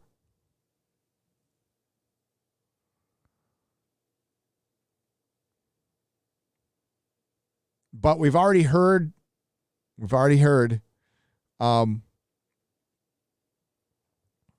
that we'll probably see, we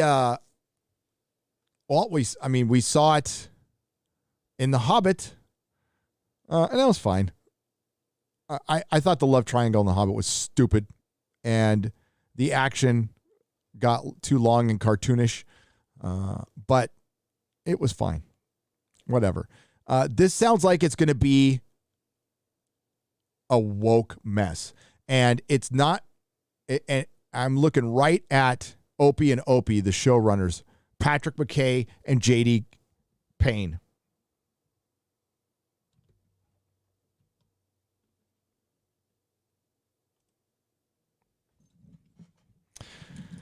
From Bad Reboot. They are a product of Bad Reboot. Bad Reboot touches anything, it turns into shit. Everything woke turns to shit. Lord of the Rings, there's a very good chance it could turn to shit. I want this show to be good. I want it to be the best show on television. I have no problem with real female empowerment or male empowerment or just empowerment. What I want to see is when you sell me Lord of the Rings, I want to see Tolkien's vision, not Patrick McKay and J.D. Payne's version. I would accept Peter Jackson's vision. But do we seriously think two guys who are only known for writing the script of half of a shitty fucking Star Trek movie are going to be able to pull off the biggest show of all time? Haven't we gone through this before? Game of Thrones, we had two dipshits who were surrounded by a very good crew, and they were able to hide it for a long time, but then it turned to crap.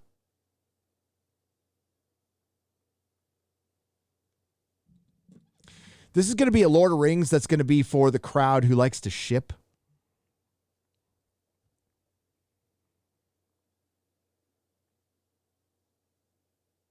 A welcome change. A welcome change from what? You mean the perfect movie trilogy?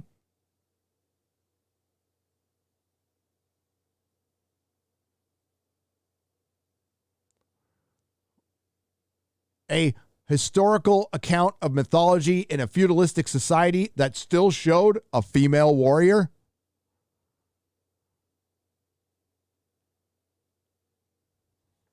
Fuck these people. Oh, God. So,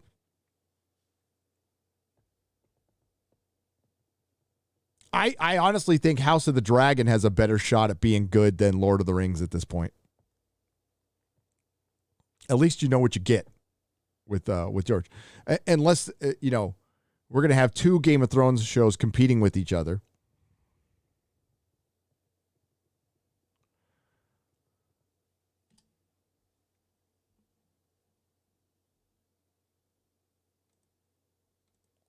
What's wrong with just telling an effing story? What's wrong with just telling a fucking story? Why does it always got to be implanted with your fucking rhetoric? Listen. This all comes from the Marxist playbook. It does. It's all about changing reality. Changing language. As Dave Chapelle says, the the community he was criticizing changes words to win arguments. Well, we're now seeing definition of words actually changing to support cultural Marxism.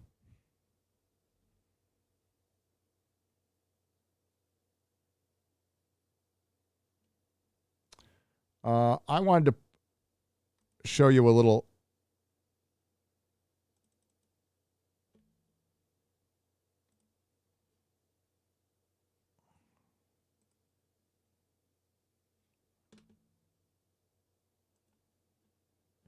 I can't. I'll have to just read it to you.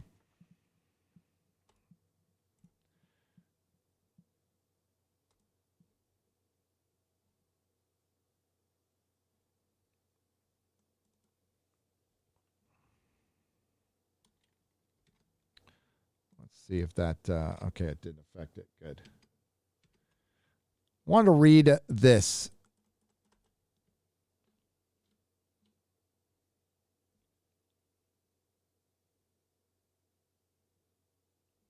It is an article. Oh, that's weird. You can't click on it. You can click on everything else. Here, I got it.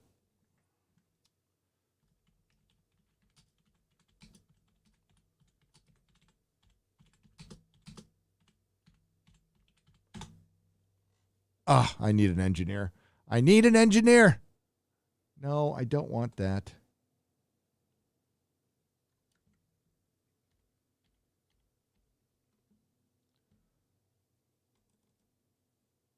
Oh, that's why. Fucking. It's their website. Come on, Bounding. You got an ad implanted right behind the article I want to click on, and you can't click on it. All right, so I'll just have to go off of what I read last night. Okay. Stephen DeKnight, the writer for Daredevil Season 2, decided to throw C.B. Cebulski under the bus. Now, C.B. Cebulski is an editor. He's the EIC at Marvel. I don't like the guy. I don't hate the guy. I think he's a mediocre talent and a terrible editor-in-chief. But he went under a pseudonym for a long time, a Japanese pseudonym.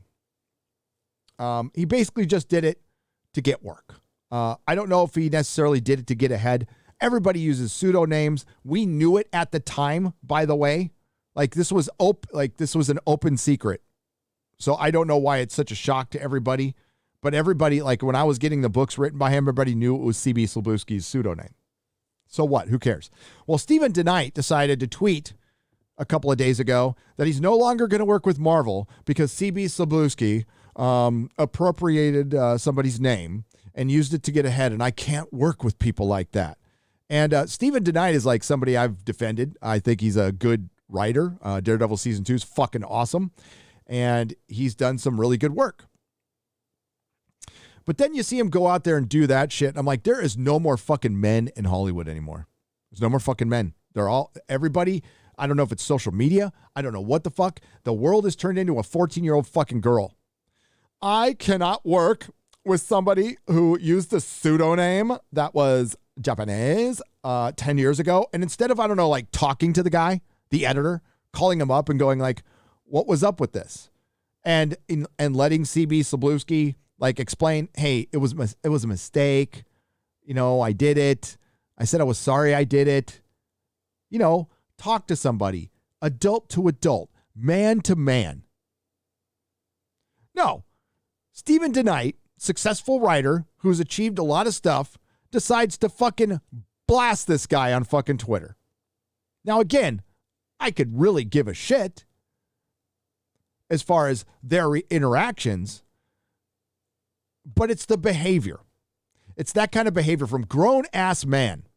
Especially, a balding dude with not a young man, an old man in his 40s, 50s, my age.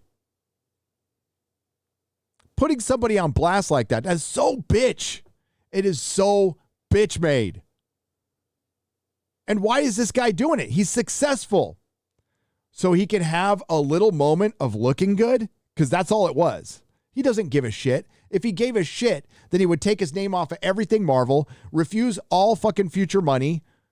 Oh, and I'm sure, Marvel being owned by Disney, who publicly thanked the people who run that camp that you concentrate in, I'm sure you're fine with that. But somebody uses a pseudonym from fucking 10 years ago, and all of a sudden you're clutching your pearls and going on Twitter and saying, I'm no longer working for Marvel. And then later on going, well, I'm not trying to end his career. Yeah, you are.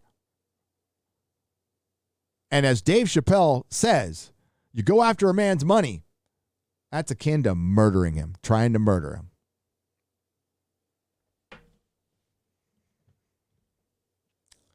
It's a bunch of bitch made.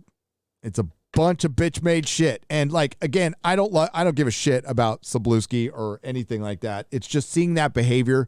It continues the fucking cancel culture. And that's the world we live in now. That's the world we live in.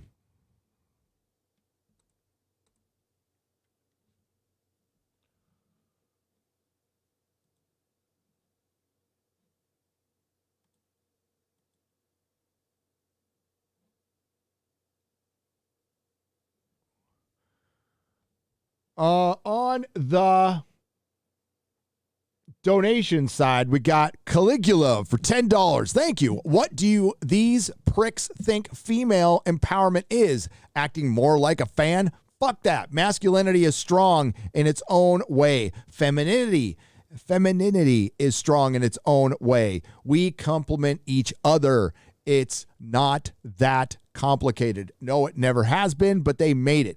There's a point in David Chappelle's special where he just says, gender is a fact. That's what he says. Gender is a fact. I agree. And then he goes, you had to, all of us came out of a vagina of a woman. And then he got a bunch of applause. Like, yes, we all came out of I'm like, yeah, why is that getting applause? I don't blame. I mean, Dave deserves applause. I don't think this was as great as special. I think a lot of the stuff he says is on the nose. It just comes from Dave, and he says it in his way, and a lot of people respect that, and it carries weight, and that's fine. You got to respect a man who walked away from $50 million. You do, for his principles. But applauding that's where we are now. Now I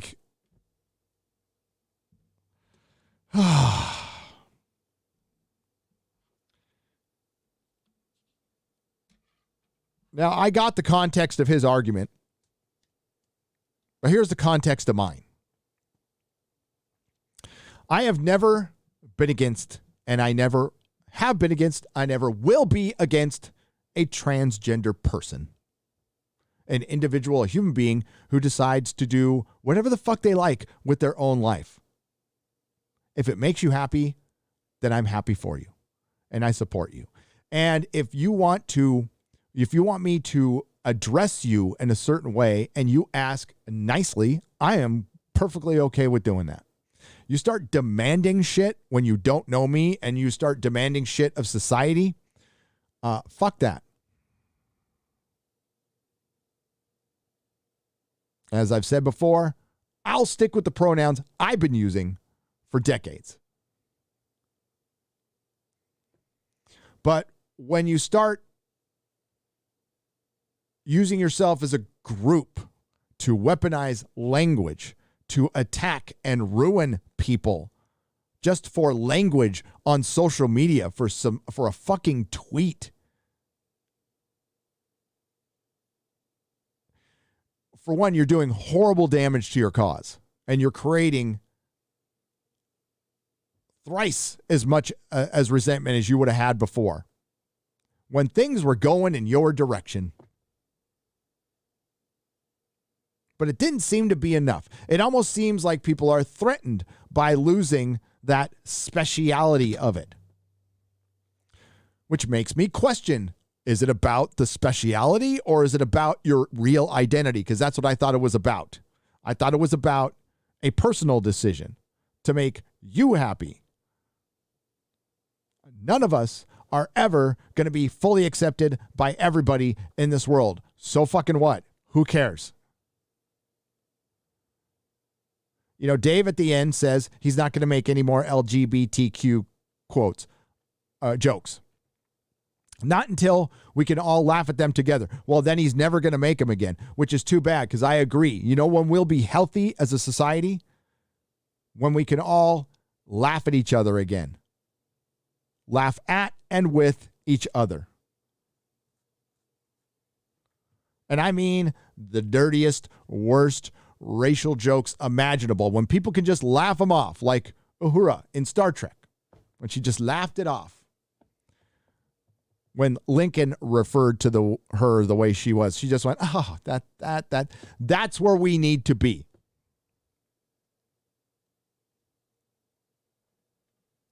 But we've regressed. With the help of Hollywood, the mainstream media, big tech, they have fortified our regression.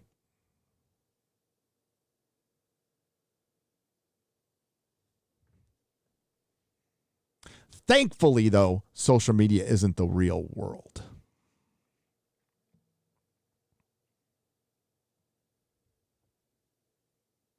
Because you've heard the accusations leveled at, by the way, when I say this channel, it's all of you and me. You'd be really surprised if you went to one of our meetups. Hardwick Benthau for $1. In one scene of Spider-Man 2, Peter says to Mary Jane, I was afraid you'd say, don't come. I wonder if Perry Chan could do something to creative with that, like putting it before his Kamala Harris quote. I don't know. Ask him, Hardwick. Perry is on Instagram. You can follow him on Instagram, Perry Chan. And you can email him, I believe, perrychan@gmail.com. Inject some common sense for $5. He's always open to ideas, especially good ones. The Quartering did a video on Governor Newscomb under fire for his daughter not having her tangerine because she needs other tangerines first. Never mind, Cali has mandated all other tangerines years ago. Friend sleeping in Texas airport proudly despite missing kids. Inject some common sense. That's awesome. I have not seen the video. Newscomb. Thank you, Inject some common sense. Newscomb. Yeah.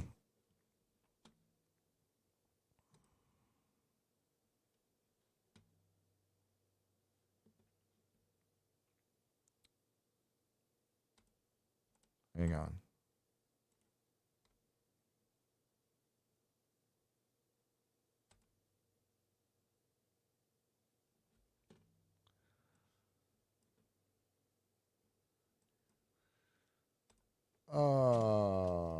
California.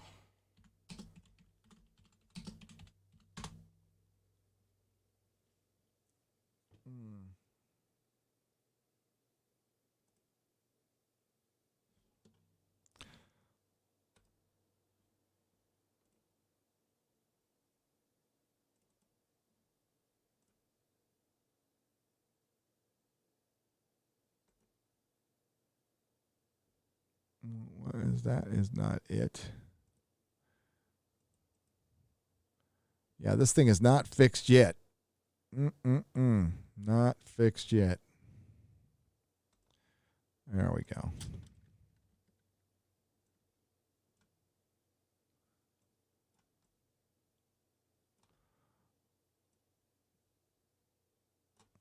California mandates gender-neutral toy aisles for large retailers. First-time violators to face fines as high as $250 and $500 for additional violations. Such a business-friendly state. If you're a toy, for one, large toy retailers, do you know how many are left? Like little to none. So you're talking about what? Target, Wolverine. Wolverine. God damn, my brain is fried. What the hell is that? Target and Walmart?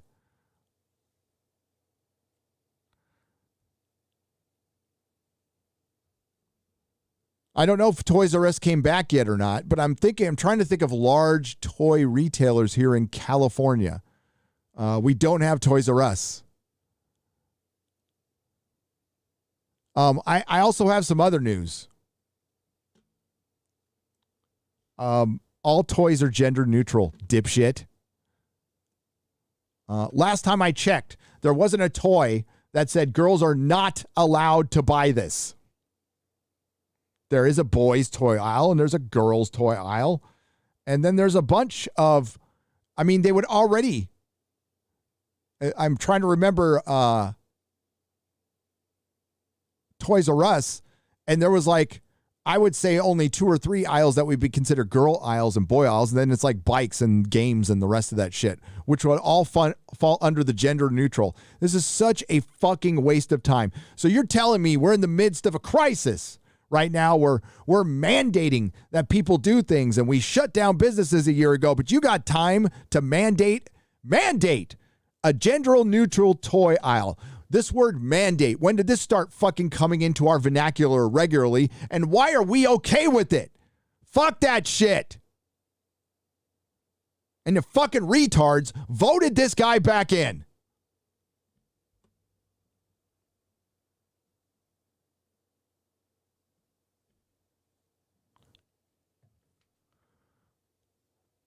California Democratic Chairman Gavin Newsom signed into law Saturday a mandate for large toy retailers to keep gender-neutral aisle for children's toys. You see, motherfuckers, they started mandating masks for health emergencies. All of a sudden, mandates are part of the equation.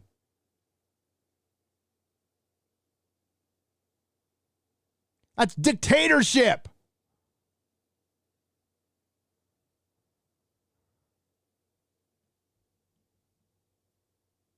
You know that slippery slope we were all talking about? You know when people were rooting on cancel culture, rooting on fucking silencing people and censorship and suppression.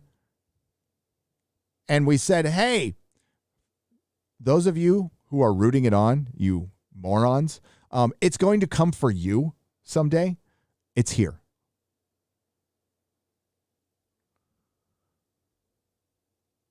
The state law requires stores with more than 500 or more employees to maintain a gender-neutral store. All right.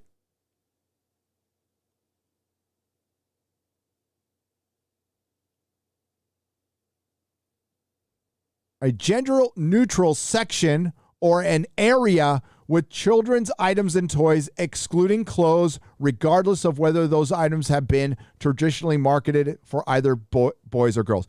Do you know how many stores this is going to affect? None. There are no toy stores in California with more than 500 employees. But I'm glad they took time to govern by virtue signal. You motherfuckers. God, I can't wait to get out of this state. This is what happens when you fucking hire a San Francisco mayor. That's what he was. He was hired. He was hired by the Obama administration to run California. And this is what happens when you get a San Francisco fucking mayor. Oh, they'll bring in London Breed next. That dipshit.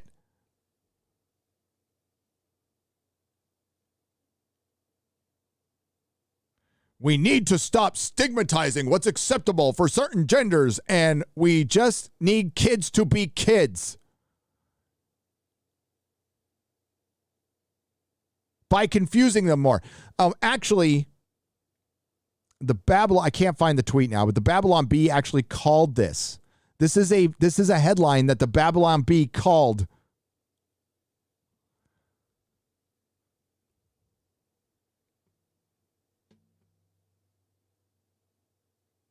My hope is this bill encourages more businesses across California and the U.S. because whatever happens here is coming for y'all. To avoid reinforcing harmful and outdated stereotypes like boys and girls.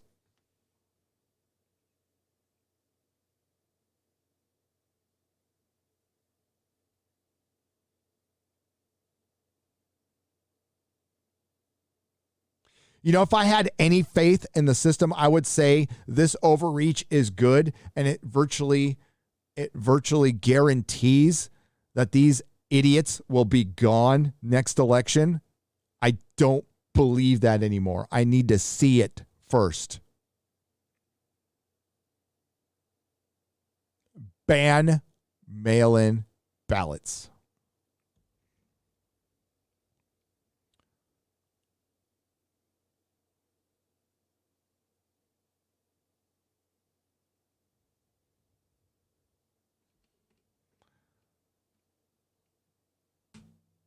Unbelievable.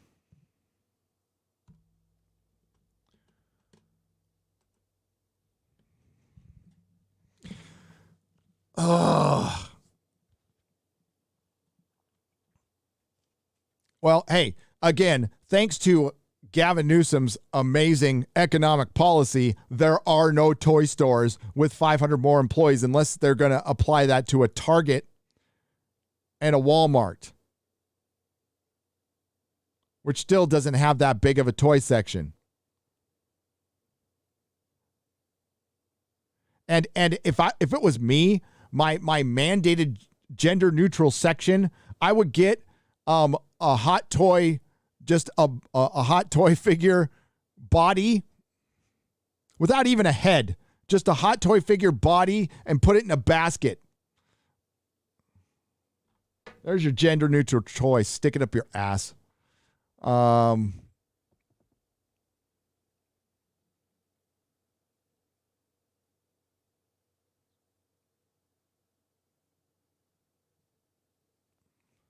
Griff Rider 1 for $5. John Harrison did a sci-fi miniseries of Dune 2000 that was pretty good. Starred William Hurt as the father and had some other notable actors. I recommend giving it a watch. I watched it a long time ago in 2000, which was 21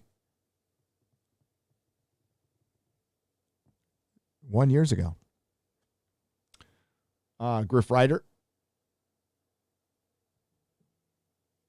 Yeah, that's the thing is I watched Dune. I thought it was a good. I definitely want to see it in the theater, but I'm not like, my world isn't rocked. Calling it now. They will have the Black Hobbits establish the Shire. I read this one, but you're right. You're right. You're absolutely right. Hang on, I got to refresh this.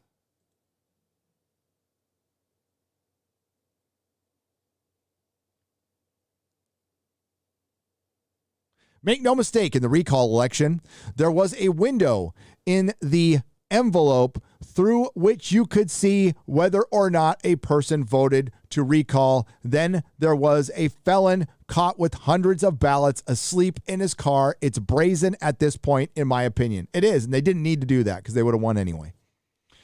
They would have won anyway. But yeah, it's brazen at this point, and we've got some serious problems. Thank you, Caligula, for $5. And then for $10 more, says, what do these pricks think female empowerment is? Acting more like a man? I read that one. Let's go to, that's where I need to go. I need to go over here. On the Super Chat side. Not that side. There we go. We have to be willing to laugh at ourselves as well. Yeah, I did include that in there, didn't I? Not applicable.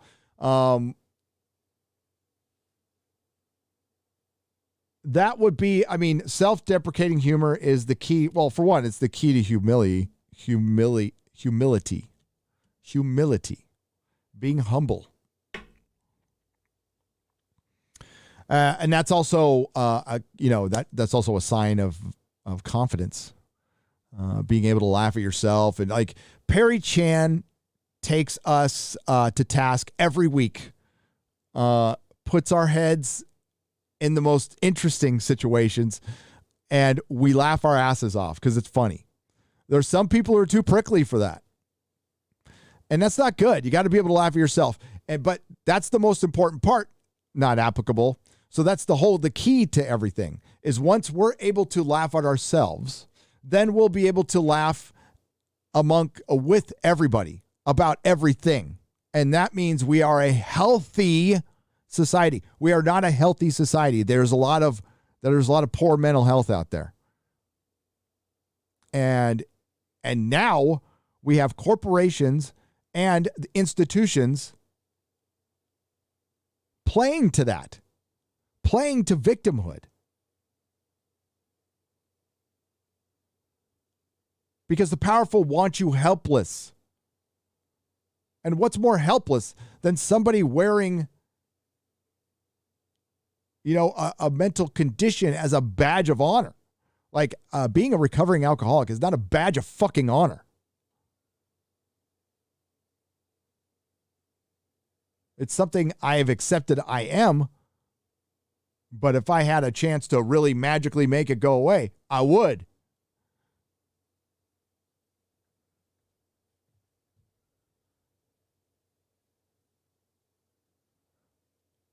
The early hobbits lived east of the Misty Mountains. They did.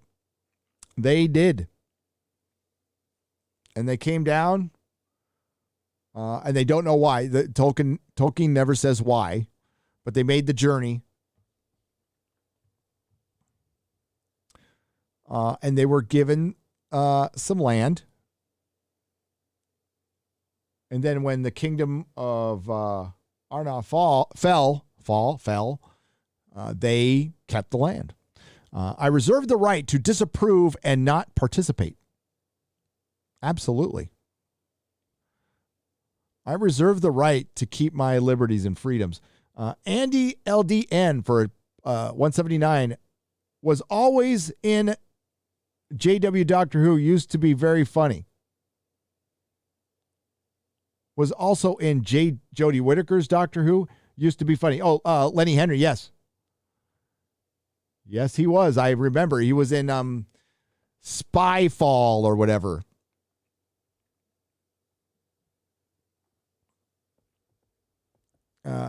Gayton J for 20 Canadian pesos. Thank you. Says, "Hail, Gary. Thanks for the entertainment." Thank you. Astral Walker for $20 says, Amazon's Lord of the Rings will be the next centerfold of the culture war, the next Gamergate. People will be completely divided over this. It will be technically and visually well made, and the debate will be over the ideology. The debate over ideology will overshadow that. And it's unnecessary. And it's the reason I made my videos. Every fucking Lord of the Rings video I made was, I want to avoid this. Why don't you just adapt Tolkien? Nobody can criticize you for adapting Tolkien. You paid $250 million to adapt Tolkien, then adapt him.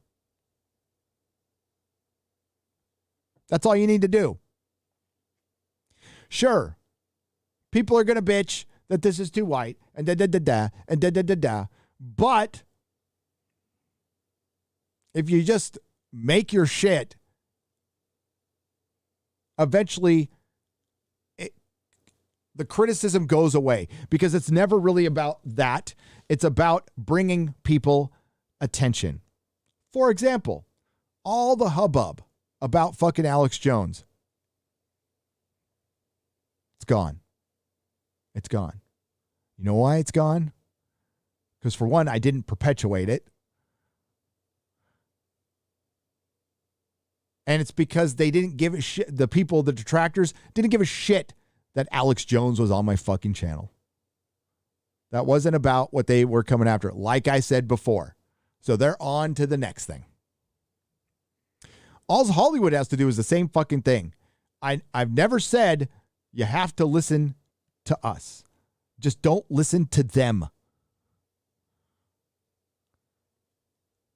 You adapt something that's close to Tolkien, everybody will like it because everybody already has liked it. It's proven commodity. It's already crossed any racial barriers or actual borders because it's one of the best-selling books ever made, ever written.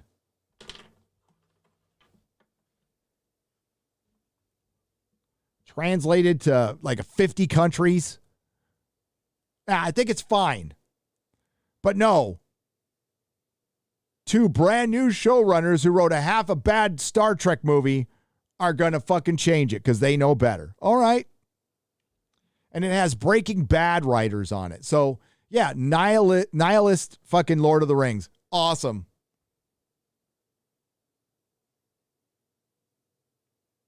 You don't get much more empowered than Galadriel. You really don't, speaker of, is it Faladay for £5? You really don't. Huron, the Steadfast, for 5 Canadian pesos. Hail, Gary. Will you be reviewing Wheel of Time on Amazon? Comes out in November. Yeah, I will. Yes, I will. Thank you for asking. Wilderman Beyond for $5. The better way to bring Bond into the new era is to make the film rated R and Bond as a martial artist. Get Scott Adkins, who almost played Batman. Okay. It's going to be a hard reboot now, so it will be what I said it was going to be in the review. It'll be a bisexual, gender neutral, arachnophobic James Bond with ADHD and astigmatism and a stutter. Stint for $5. Hail, Nerdrotic. Did you see the video on the Daily Wire? Nope. I did not see the video on the Daily Wire. I did not see that video. EVS's video on the Daily Wire. Nope. Did not see it. Hail, Nerdrotic. Any and my sentiments exactly. Dash Shun's Rule for $5. Thank you. Thank you for supporting my sentiments. Their moral code, their code, it's a bad joke. Dropped at the first sign of trouble. They're only as good as the world allows them to be, says Michael Storm. It is.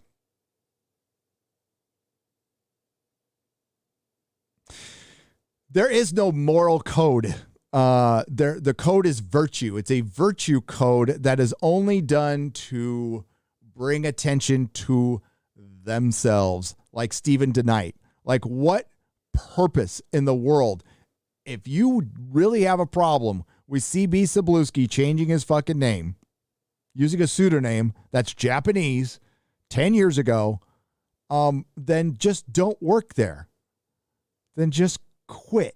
Or, I don't know, talk to him like a human being. We're so far away from that now. No, but it's much better. It's far more beneficial to Stephen DeKnight, the successful writer of Daredevil and multiple shows, who can get a gig wherever he wants. He's in a position where 1 million writers would die to be in his position, wants to fucking roll the bus over somebody. And again, I'm not a big fan of somebody he rolled the bus over. It's not the point. The point is, talk to him. But now this is becoming a regular thing. And instead of people talking to each other, we're going to start playing out all of our problems and all of our dramas on fucking social media. That's not going to end well. Which just tells me Stephen DeKnight is just one of them. He's just one of them. He's a little drama bitch. Wanted to get some attaboys at somebody else's expense. I would call that punching down severely. And I'm not surprised at all. It's comic book creatives eating. They're going to eat their own, and I don't know why they always capitulate to the cult, because that cult will eat you alive. California native, watching you make your way out of the state when suddenly a window opened and boom, I moved to Flagstaff, Arizona. Get out, brother. I'm getting out. Dude. It's going to get so much worse. And the property bubble is going to pop. And it's going to be sooner than later because there's a lot of property here. There's a lot of industrial property that's not being used. A lot of empty buildings. And things are not cheap here. You know, that movie theater I go to all the time, it's empty all the fucking time. Even with a hit movie, it's fucking empty because the economy isn't good. I'm in an industrial town. Like Escondido is an industrial blue-collar town. That's where I like to live. That's the kind of places I like to live. With the working man. Yeah, it's nice. It's nice malls. It's nice strip malls. All fucking empty. Now, there's people out working, and there's other parts of California that are packed, but this is working class town. And it's a sign of the economic ecosystem. Now, I'm not a black pill guy. Okay, things are going to get better. It's going to take a lot of work, a lot more work. The more we put it off, the more work it's going to take.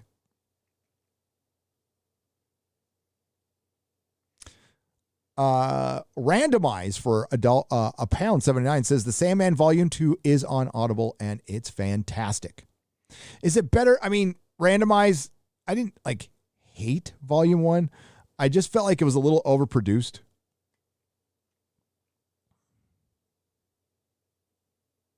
A little overproduced. But you know what?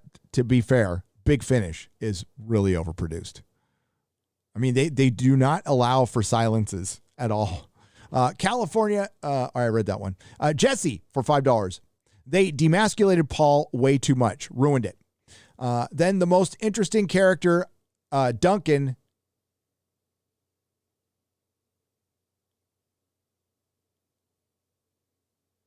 I don't know if I want to say this or not. Well, I got to read it. Didn't die in the original story. I thought he did.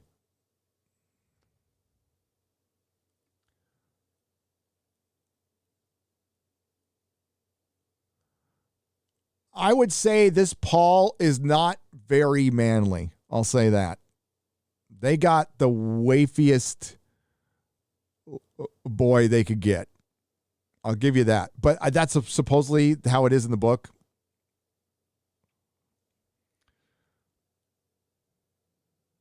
But thank you, Jesse, for the $5. Dan Christian, thank you for the $5. I appreciate the donation. Thank you. Double back again for $2. Dune best movie since what? Oh, I read this one. And thoughts for Az. Yeah. I got to call Az. I didn't talk to him yesterday. I got to call him today. See how he's doing. Hope he's out there. Hope he's okay. We love Az. And I hope he's doing okay.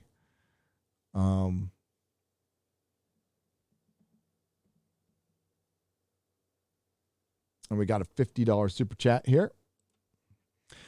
Zach Zalek for $50. Thank you very much.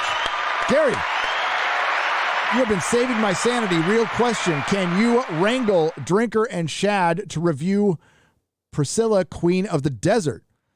That's the Holy Triad's take on masculinity arcs and writing strength. And, of course, strong female characters. Seriously, you want us to Shadversity, Drinker, and yours truly to cover Priscilla, Queen of the Desert. Why not? Thank you for the $50. Zach Zalek. That is a very interesting request. I gotta say. I read that one. The Grizzly for $20. He says, I'd also like to say that it's darkest before the dawn. We're all in this together, but we'll make it through this. It hurts to see all the people we once looked up to burn and scathe us for all these ideological reasons. For something as simple as I just want to keep my freedom. That's all. Oh, you can't see that. I'm sorry. I'll fix that.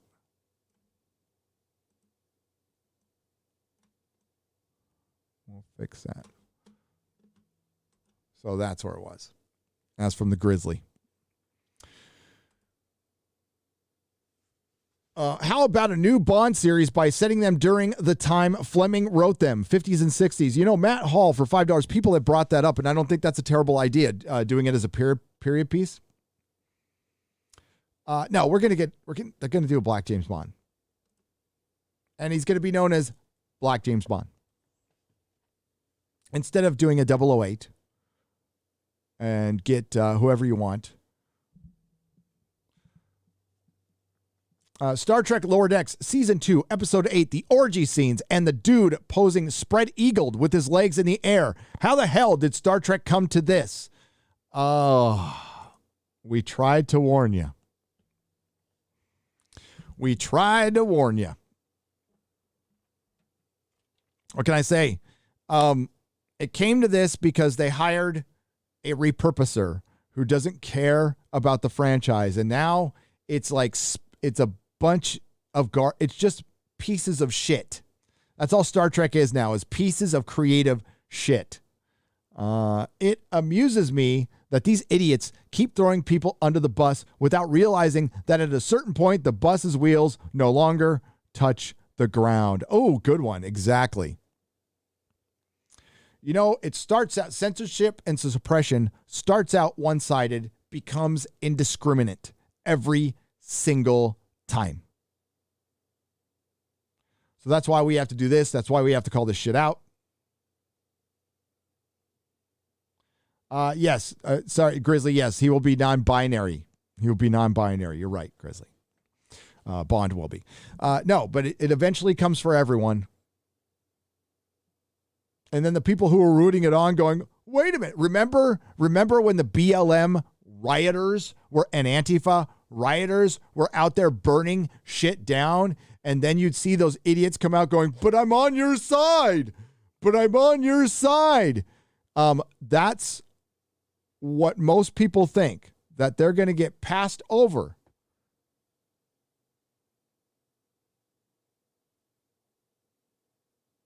It's coming for everybody.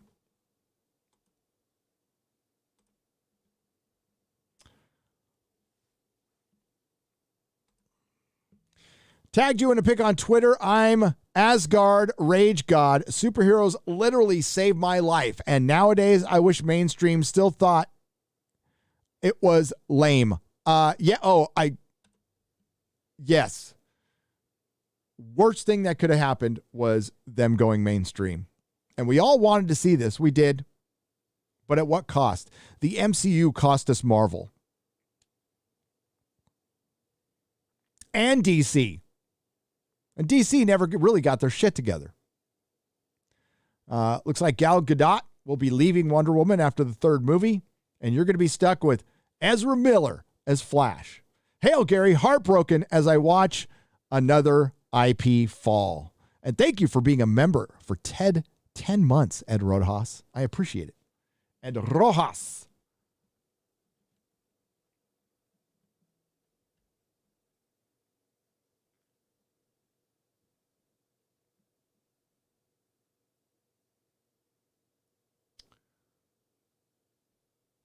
All right. Yeah, Dune.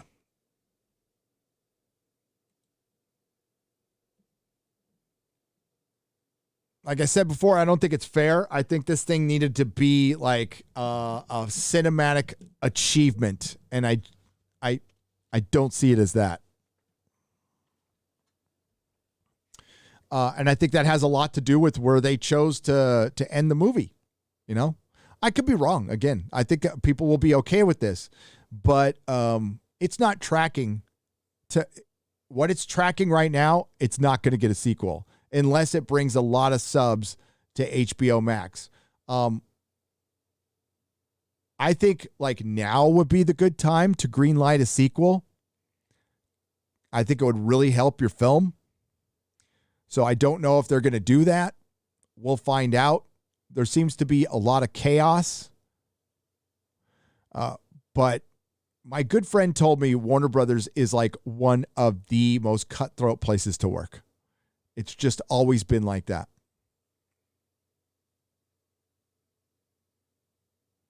MCU was the best and worst thing to ever happen to comics. 43-year-old me wishes I could tell 50-year-old me not to wish for movies, says Mr. Frobot, member for 9 months. Thank you.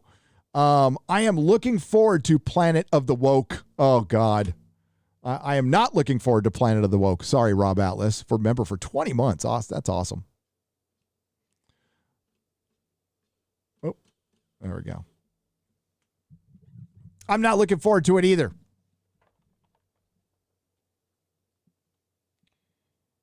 Oh, whoops. Okay. I feel like I wanted to talk about something else. Hang on. Kate C., a.k.a. Snake Plush Kitten. Oh, I read that one already. Thank you. Since you are from Cali, look up The Teacher and the third wave warning. Germany prior to World War II could happen here too. Camps will be sick if we're all there.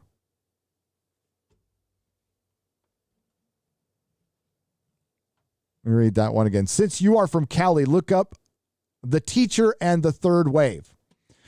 Warning, Germany prior World War II could happen here too. Camps will be sick if they are all here.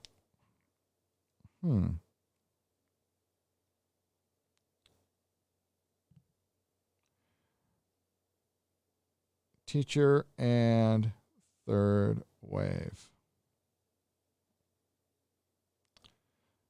Un momento. So the third wave was an experiment, social. Oh, yeah, I remember. Yeah. I remember that. It's when they tried to do that experiment and it went all wrong. It went just all wrong. But yes, you guys can look it up too. Thank you. I don't know how to say this. Malakik or Malasik Zakov. Thank you. Gary, you missed my super chat. Huron the Steadfast. I read one from you earlier. Did you give two? The Sventos. Hail, Gary, from Commie, Canada, where I now have to get a jab or lose my government job. I frelling hate the world these days. Can we just start the upsizing or the uprising? Upsizing. We can upsize the uprising. I would love to start it, but that will be against the TOS. So do what you need to do. So I'm going to say, do what you need to do. But are you in a position? I think Razor Fist did a pretty good video on this.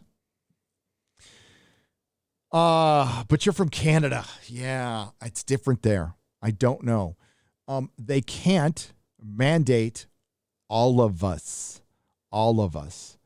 So Razor Fist, I'll echo what Razor Fist said. I'll paraphrase.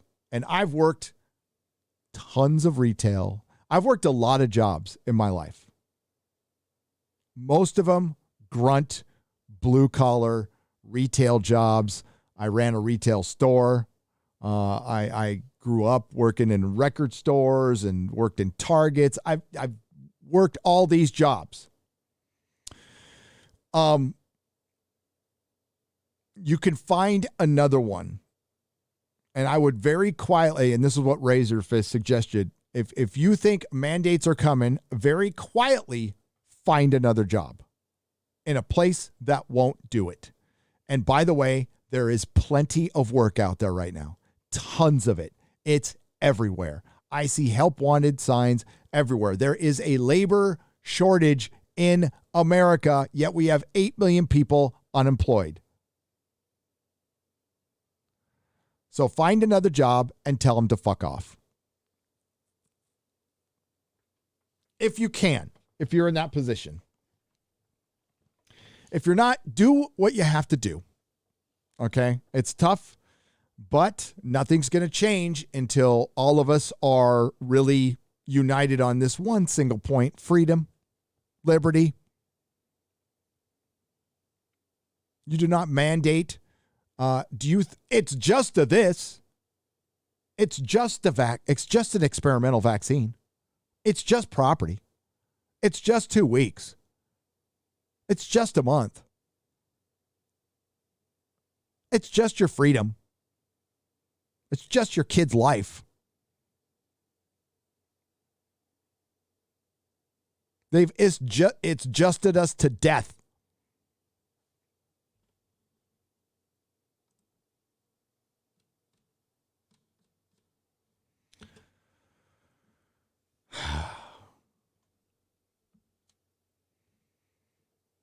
Don't lose your livelihood over anything, please. But like, there is a point. I mean, Tim Pool's argument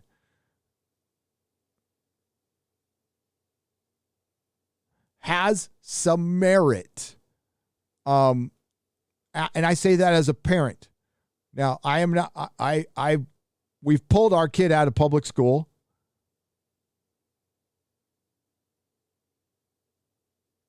What we do next, right now, we're homeschooling. What we do next, I don't know. I mean, neither my wife and I are qualified to teach a special needs kid, but he's fine on the spectrum. He's fine. He'll be able to get a job. He'll be able to pay rent. He'll be able to go out. I don't know if he's going to be able to drive a car. We're going to find out. That's going to be important. We'll make sure we're out in the country. So we've done our part and we're leaving. We're defunding San Francisco. I'm not going to pay with my property tax money anything London Breed, any of her policy or any of Gavin Newsom's fucking totalitarian policy. I'm out.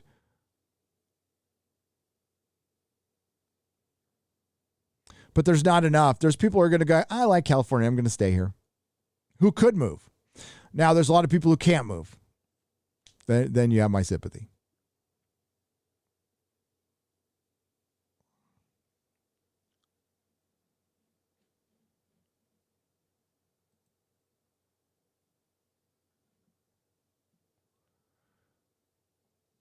Mexican Iron Man for $50. Hail, Brother Gary.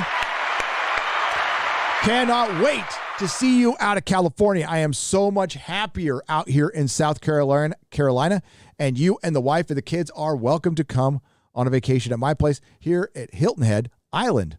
Oh, my dad used to love to visit Hilton Head Island. He used to golf out there. I escaped Cali, hell, and found paradise from Brother Mike. Oh, thank you, Mike. Thank you, Mexican Iron Man. Hail. Dude, I will take you up on that.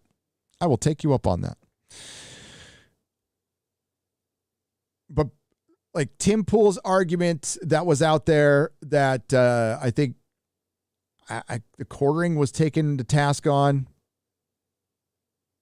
Here's the way I see it. It's not an easy thing to disrupt your life, to disrupt your conveniences. It's not. And I can't tell people to do it. I'm not going to judge you for not doing it. But here is, you know what? It's the exact same with Star Wars. It is. Let's just say freedom and Star Wars are the same thing. Both are in jeopardy. I would say Star Wars is in worse shape than freedom, but not by much. Like by a sea hair, maybe. It's arguable. You want Star Wars to change, you need to stop buying it. You need to completely give it up.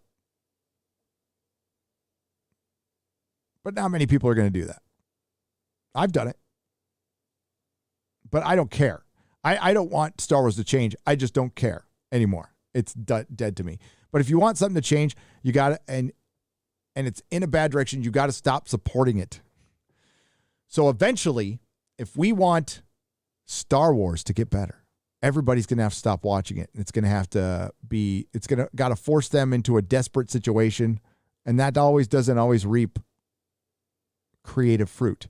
But when it comes to our freedom, we need to hold the line on everything. And that day is going to come. Is it now? Is it later? I don't know. Will it be too late when most of us wake up and realize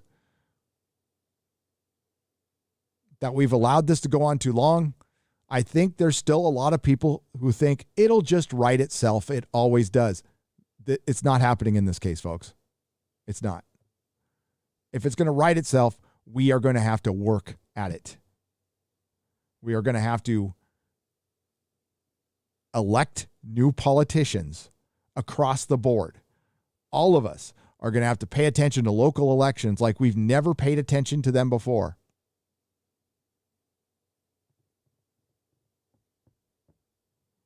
I don't know if that can happen. I don't know. I'll do it. I'll be the change I want to be, and we'll see what happens. Hardwick Benthau for $1. I think that casting Daniel Craig as James Bond was a mistake. They maybe should have gotten Jude Law instead. Timothy Dalton is also the closest to the Bond of the books that we've gotten so far. Yes, but one of the, I think it was both of his stories weren't from the books, weren't from Ian Fleming books. At least License to Kill. I like Timothy Dalton's better than I did before. I didn't like the casting of Daniel Craig at first. I didn't. James Bond isn't blonde. He's not blonde.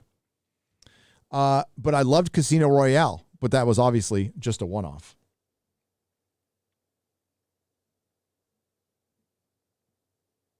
Thank you, Mexican Iron Man and Hardwick Benthau, for the donations. The Sventos for 2 Canadian pesos. What franchise do you think will be next to die? Lord of the Rings. Lord of the Rings.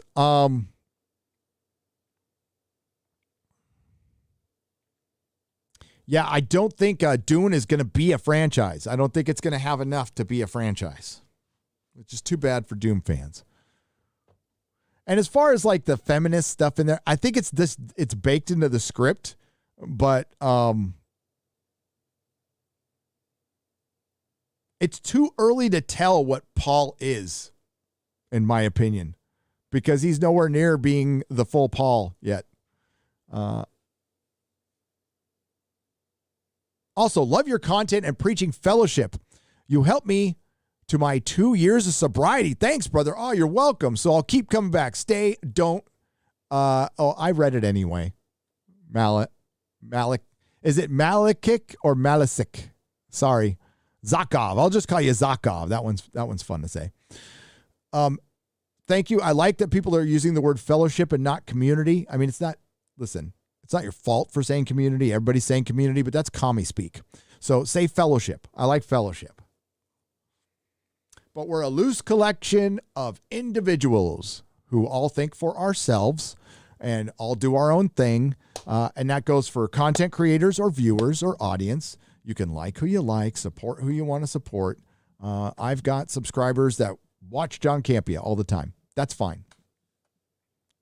Got nothing. I think the guy's a shill, but I don't want anything bad to happen to the person. And I want his channel to exist, and I want him to make as much money as he can. I love Robert Meyer Burnett. Don't agree with him on everything, but I don't agree with my wife on everything. And we've already gone over that. It's just a firing squad, says input latency for $1.99. Thank you. It's just a firing squad. It's just a concentration camp. It's just a re-education camp. It's just a sealed border.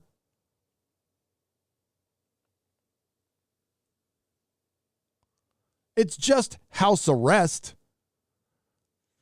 Somebody put on Twitter, I don't know if it's true.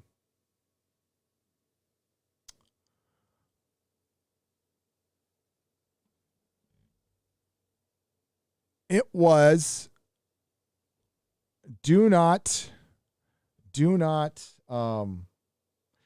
comply. The hashtag was do not comply. It was trending last night before I went to bed. And somebody said that if you tweet that in Australia, you could actually get in trouble. Now, I don't know if that's true. I think we need to. Is there anybody from Australia out there that can say that can actually get you in trouble? Because if that's true, you guys got work to do, man. Oh. But that I don't know if it's true. It sounds like one of those internet things, but it might be true. And if it is, that's frightening. So yeah, do not comply.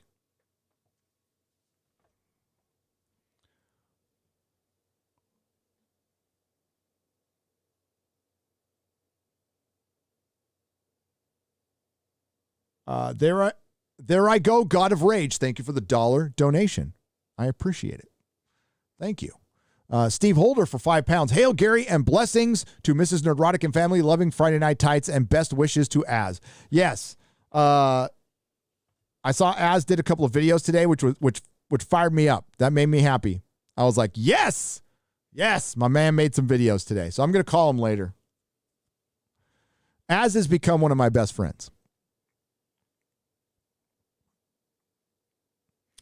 Very, very close friend, which is cool. I've made a lot of cool friends through this. I didn't have a ton after the comic shop kind of, the whole thing fell apart in my life. So putting it back together, I had to put, some friendships did not get put back together. So I've got a couple old friends, which is good, but mostly new ones. Since you, okay, I read that one. Thank you, Steve Holder. You are too kind. Let's see what this one. 200 rubles. Shadow Dancer. If there could be a Bond film about aged Bond, who do you think could properly pull it off? Pierce Bronson in current age could still do that? Thank you in advance for the answers. For 200 rubles, Shadow Dancer, I think Pierce Bronson as an aged Bond would be great. Timothy Dalton could also do it. But if you want to think of too old. I was thinking about that because we have a Bond multiverse now. Because Daniel Craig was his own Bond in his own universe. So there's a Bond multiverse. So the main Bond continuity ended with Pierce Bronson. So you could have Pierce Bronson go through he's like at CERN and he goes through a black hole and then he saves Daniel Craig before he blows up. And then they run into Timothy Dalton, and it could be the three Bonds, like the three doctors. That'd be fucking terrible. But no, Pierce is the man. He's playing Dr. Fate. That'll be interesting.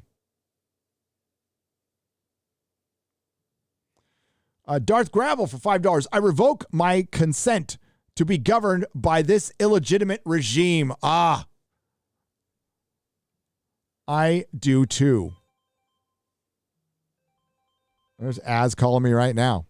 Should I pick it up?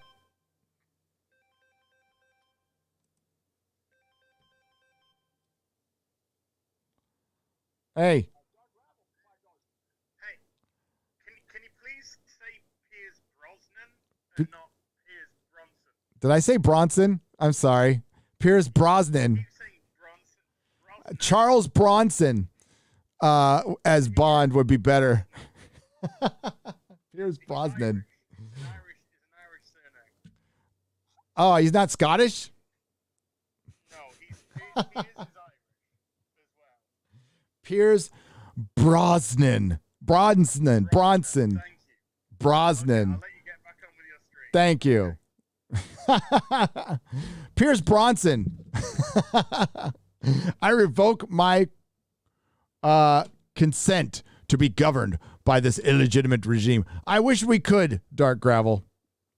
Hey, Gary, if I don't get the jab, not only will I lose my job, I'll be barred from ever seeing my aged parents again. Yeah,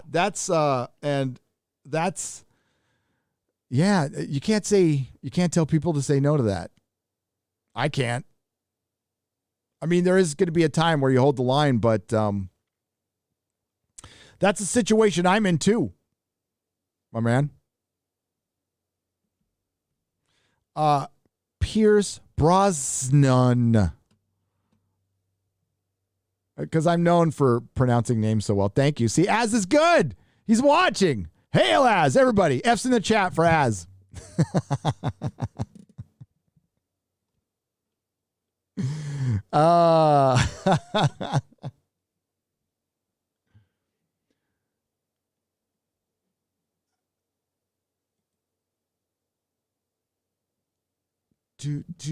Man of War 665, the neighbor of the beast. Remember what songs what the song says, Gary.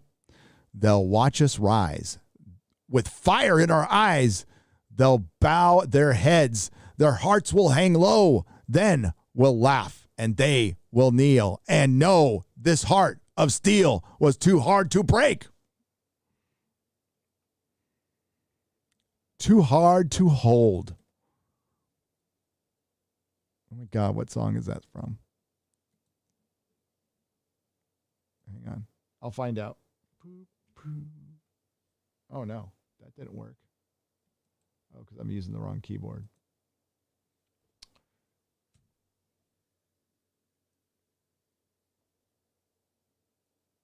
By Thunderstone, Heart of Steel.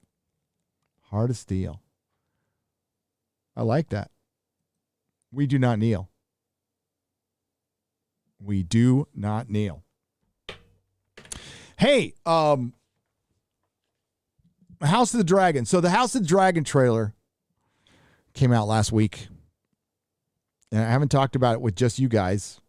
And it's got Matt Smith in it. And I like Matt Smith. It's Daemon Targaryen.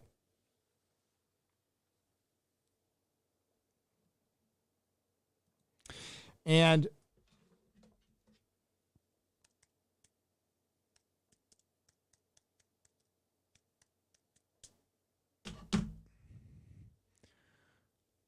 I don't like the story it's based on, and I never have. So I've got to be fair and say that up front. The Dance with the Dragons it's a story, it's a historical tale that was made to give texture to the original book that George is never going to finish. So, House of the Dragons is a story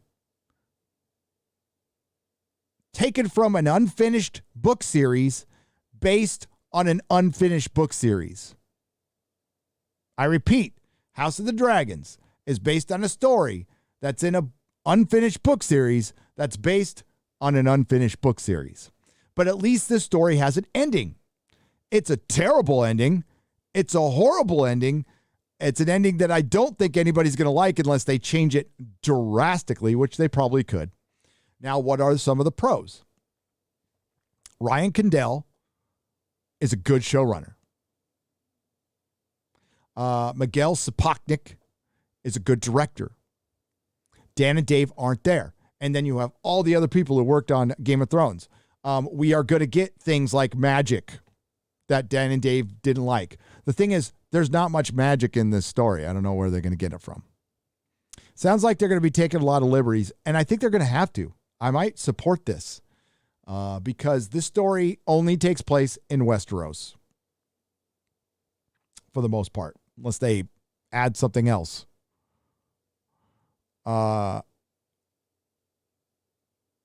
And it centers around a Targaryen civil war. And if you're worried about it getting spoiled, it's already been spoiled. This short story has been it's been around for years. George finally put it in a book, and I think it was in another book.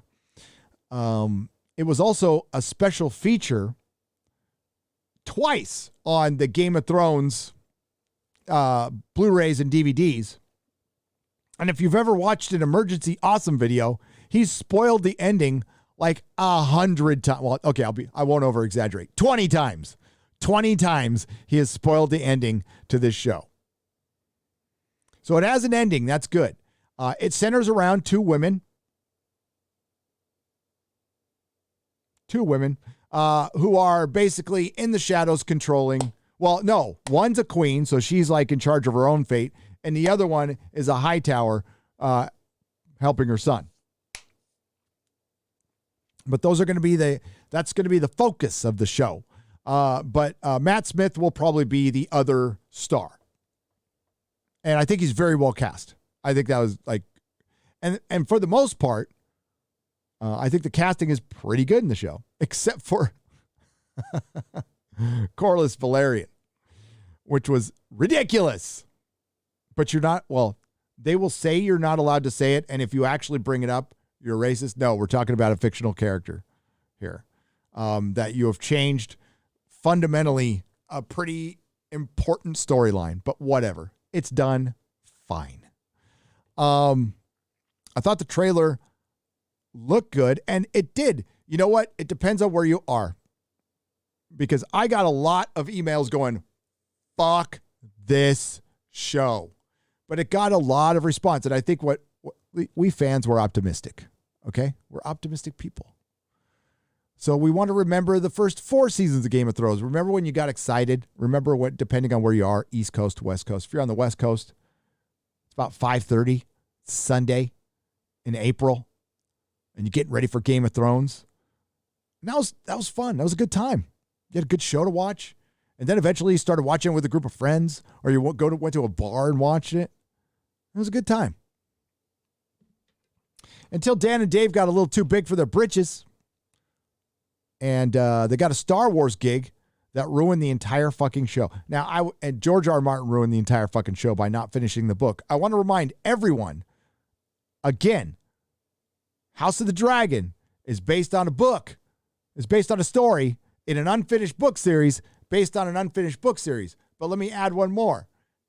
George stopped writing the main book series to write Fire and Blood, which Dance of the Dragons is in, which led directly to the disaster of Game of Thrones Season 8. So this story you're watching is the reason the previous story got fucked.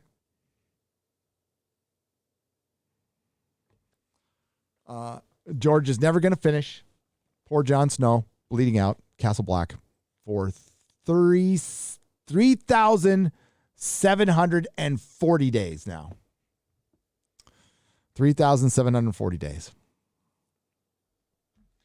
Yeah, I'll probably watch it anyway. And like, it could be good.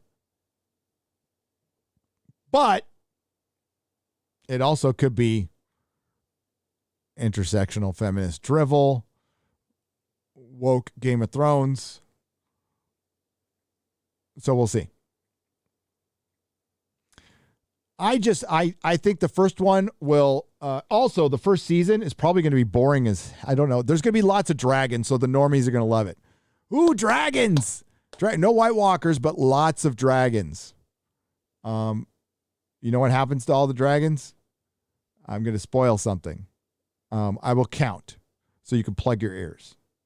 5, 4, 3, 2, 1. They all die.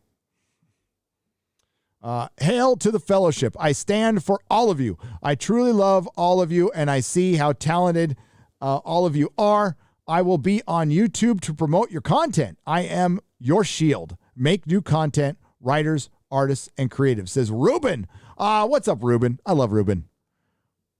He's at the Gandalf level for 4 months. Thank you very much, Ruben. I appreciate it. Ruben's got quite a story. He's got quite a story.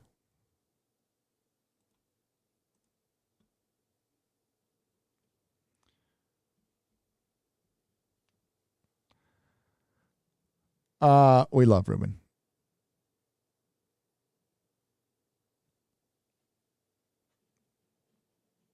We also love Pierce Bronson.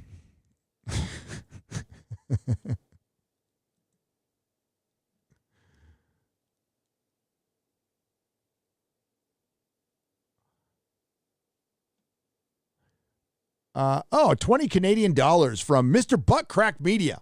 He says, here's a donation to your moving fund. Hail Nerdrotic and hail to the fellowship. Hail to the fellowship. I appreciate that. Fuzzy, thank you for the $1.69. I appreciate it. 69. Chris Persia. You aren't supposed to be Chris. Come on. The Canadian Wrench for $1.49. Thank you. I was named after Batman says, just read the New York Times. Superman's son, Jonathan, is an activist and will be coming out of the closet as gay in the next comic. For $9.99. I'll read it. Sure. So he's not just gay. He's an activist. Well, I mean, isn't that going along with everybody now?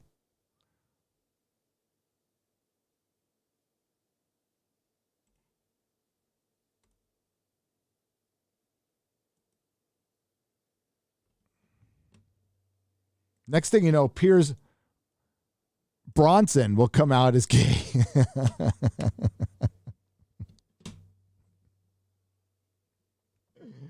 Oh, I don't know. Am I going to be able to read this? Do I have to subscribe to the New York fucking shit?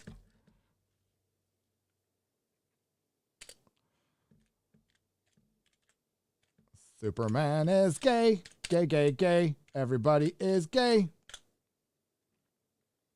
There it is.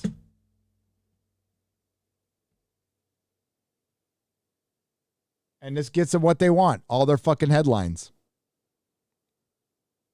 And you know how long this will be remembered?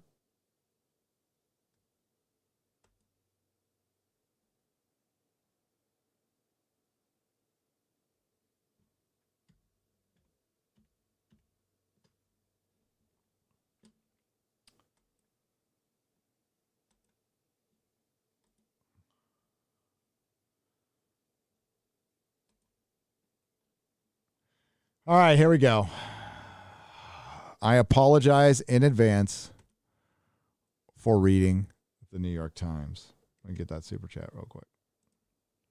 Hail again, Gary. On my last break of my 12-hour day. Glad you're still streaming. Dude, son of the wolf, I'm glad you're still working. 12-hour day, you're a beast. You don't work in the entertainment industry, do you? You're probably not getting paid very much. Those fuckers, they're going on strike. Son of the wolf, thank you. Thank you for the $50. Love you, man. Have a good day at work. We got George Molo. George! Motherfucking George! For $199.99, George. I forgot. It's gay for one day. Listen, I was like, I was trying to remember the last character who turned gay, and I couldn't. So I couldn't follow up that statement. So I'm like, yeah, you're going to, you know how long we're going to remember it about is the last time I remembered the last character who turned gay who I forgot. So now that could be my early onset Alzheimer's, my drug use, or Piers Bronson. I'm not sure. Gender neutral toys are a bait and switch from the woke warrior alphabet soup brigade to inflame and infuriate people to react in a manner the mainstream media can exploit, all the while distraction from another policy coming down the pipe. My best to you, brother, this week on the Tim Pool. All hail, George Molo. Another person I need to call back. Thank you, George. Yesterday I spent all day watching stuff and sleeping because that Bond video, I went to bed at night going, oh my God, I got my Bond video done. It was supposed to be out Saturday, but I'm like, I'd rather put it out Sunday. So I tweaked it a little bit. Then I got up at like 3 a.m. to go, do 3 a.m. stuff that you got to do, take a leak. And I watched my video one more time because I like to watch it a lot because I miss shit. I just do. And I missed a huge mistake. And I'd seen the thing 100 times. And I don't know how I missed it. But I'm like, oh, shit. So I had to fucking get presentable at 3:30 in the morning to drop a clip in there and then re-upload it and then redo this and redo that. Went to bed at 6 a.m. So I slept. And it's awesome. It's so great that I can do that I can fix something at 3:30 in the morning. I'm lucky. I mean, I worked hard for this, but I'm lucky. You know, at that 9 to 5, I had between that 9 to 5 to not fuck up. And if I fucked up, you know, usually my fuck ups weren't that bad at Tesla, or I didn't really fuck up much at Tesla. By that, I kind of knew what I was doing by then. I could do the auto parts thing in my fucking sleep now.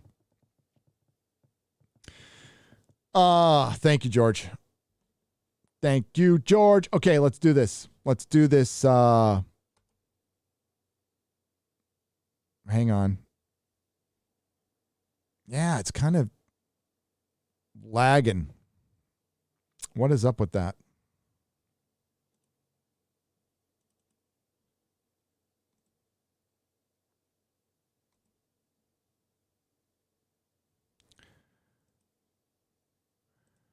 Un momento.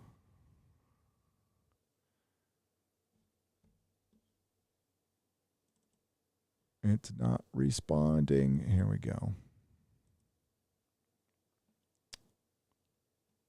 I got to do that first because this thing is not responding.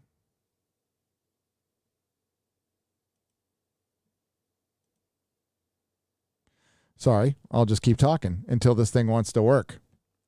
Or I'll just read it until it pops up. So, Superman comes out as DC Comics ushers in a new Man of Steel. The new Superman, the son of Clark Kent. Oh my God, when are you going to fucking work? Hang on. There we go.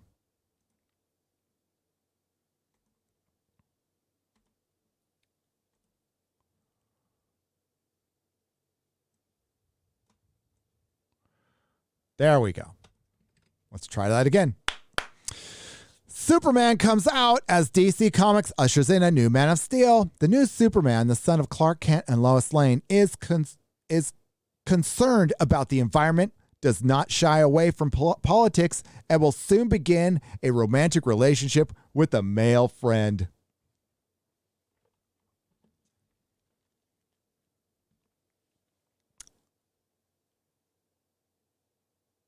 Jonathan Kent, the new Superman, who is the son of Clark Kent and Lois Lane, shares an unexpected kiss with his friend Jay. Up, and out of the closet. Oh, says George Gene Gustins, the new Superman, Jonathan Kent, who is the son of Clark Kent and Lois Lane, because they need to tell us things 5 times before we get into the actual article to pad their words, will soon begin a romantic relationship with a male friend, DC Comics announced Monday, and will soon start vigorously ass-pounding Jay with his super penis. Now, is he going to hold back, or is he going to shoot his load through the top of Jay's poor head because he's a human being? We don't know, but we ask the same questions of his mother, Lois, so we only need to be fair here, okay? The same-sex relationship, be careful there. Sex is a construct. It's a construct. It's just one of the ways that Jonathan Kent, who goes by John, is proving to be different Superman than his famous father. Since his new series, Superman, Son of Kal-El, and Gay Superman, began in July, John has combated wildfires caused by climate change.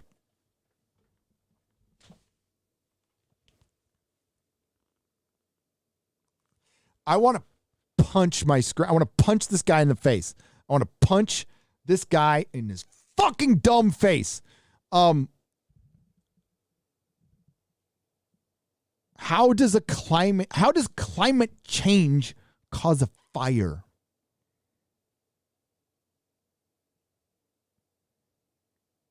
Did the lightning or the piece of glass that the sun reflected through that was broken back in 1850 in the middle of the forest when they didn't clean out the undergrowth? Chairman Newsom didn't clean out the undergrowth. By the way, I was a firefighter for a little while. Dipshit! Yes, the environment can cause a fire. Trash can cause a fire. A cigarette can cause fire. It just being fucking hot can cause a fire. Lightning can cause a fire.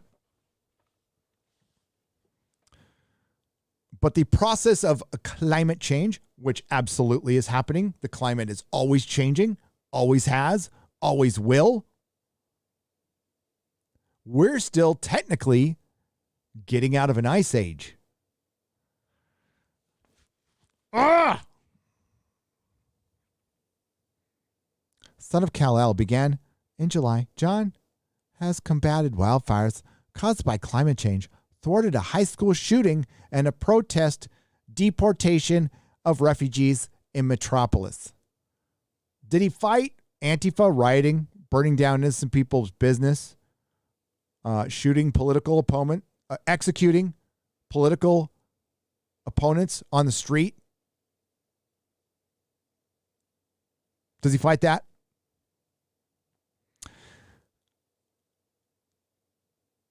The idea of replacing Clark Kent with another straight white savior felt like a missed opportunity, Tom Taylor, who writes the series, said in an interview. He said that a new Superman had to have new fights, real-world problems that he could stand up to as one of the most powerful people in the world. So you just aged up the kid, copied him, made him gay, and now, like, because Superman wouldn't stop a school shooting, and Superman used to beat the shit out of bad landlords all the time back in the day.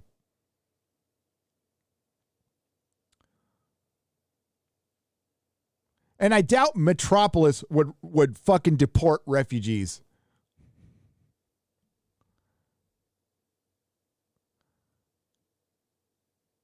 The coming out of Superman, perhaps the most archetypal American superhero, is a notable moment even in the age when many comics have embraced diversity and are exploring pressing social issues. Batman's sidekick Robin recently acknowledged romantic feelings for a male friend. No, not Dick Grayson, who was Batman's partner for over 4 decades, but Tim Drake, a later replacement. There are multiple Robins, just as there are multiple Superman. And a new Aquaman comic stars a gay black man who is positioned to become the title hero. They always like to make black men gay, by the way.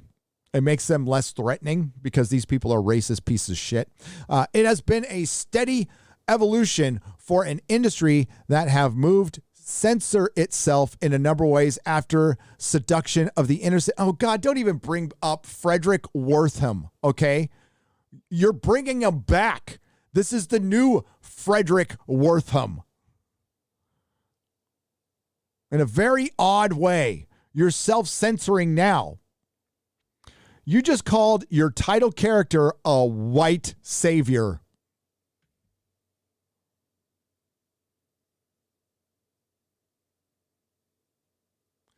Another straight white savior. DC.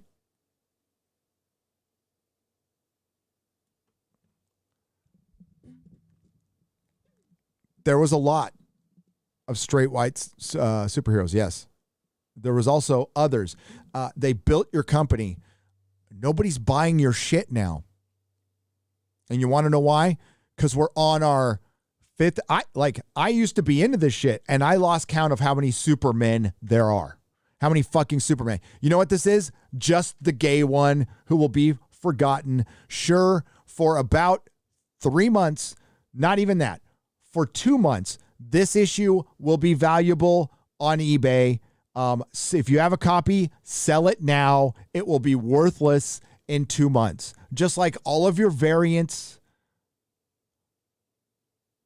Go see if you could sell that Avengers versus X-Men 1 in 200 variant for $2,000 right now. You can't. But you could when it came out. By the way, that's the last event I remember. I read Marvel Now after Avengers versus X-Men, and then everything's been shit. Secret Wars, that was dumb. That's where the 616 ended to me.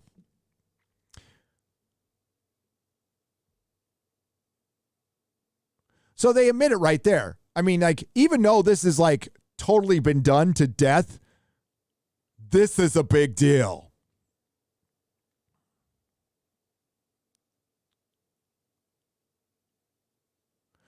So they go into the seduction of the innocent, right? Which all these fucking people would support. Censorship.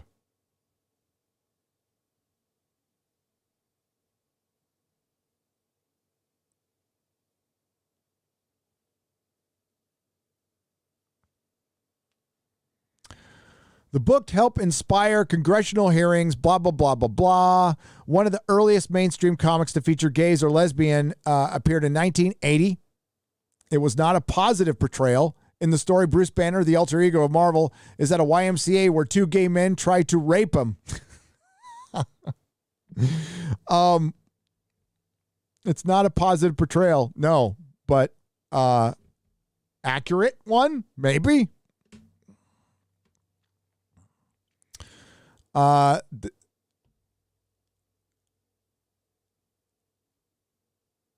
mean, I've been institutionalized. I see what goes down. Things had started to evolve in 1992 when North Star, another Marvel hero, came out, and the event was praised in an editorial in the New York Times. I remember when it happened.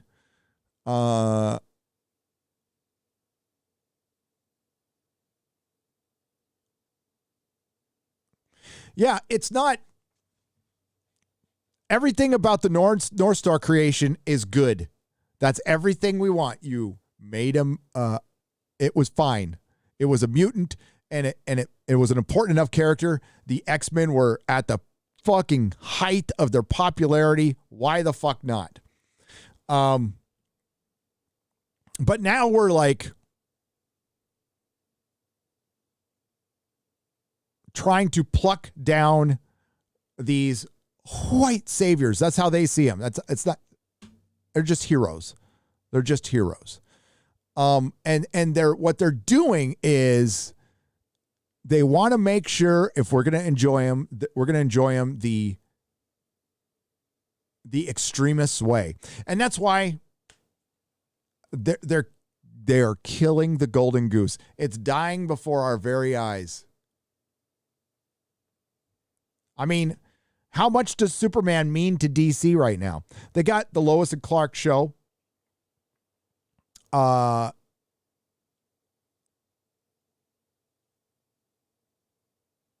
I think it'll probably end up going woke, just like everything else, which is too bad because it's pretty good so far.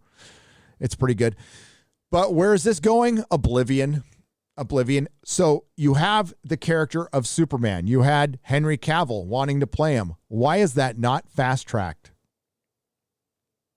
Why does Ezra Miller's Flash movie have to have two Batman in it?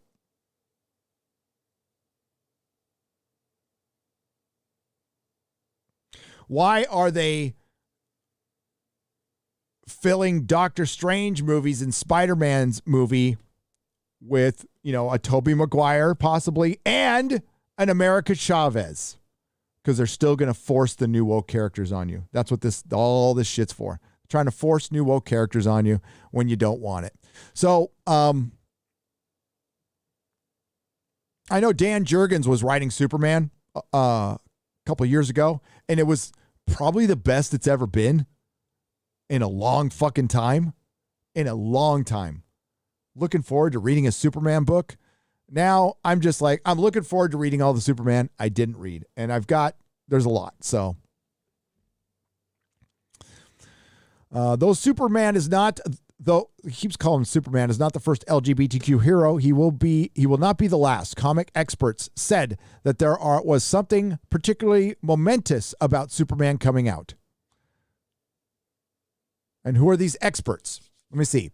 It is not North Star, who your aunt never heard of, said Glenn Weldon, the author of Superman, the Unauthorized Biography, and the co-host of the Pop Culture Happy Hour on NPR.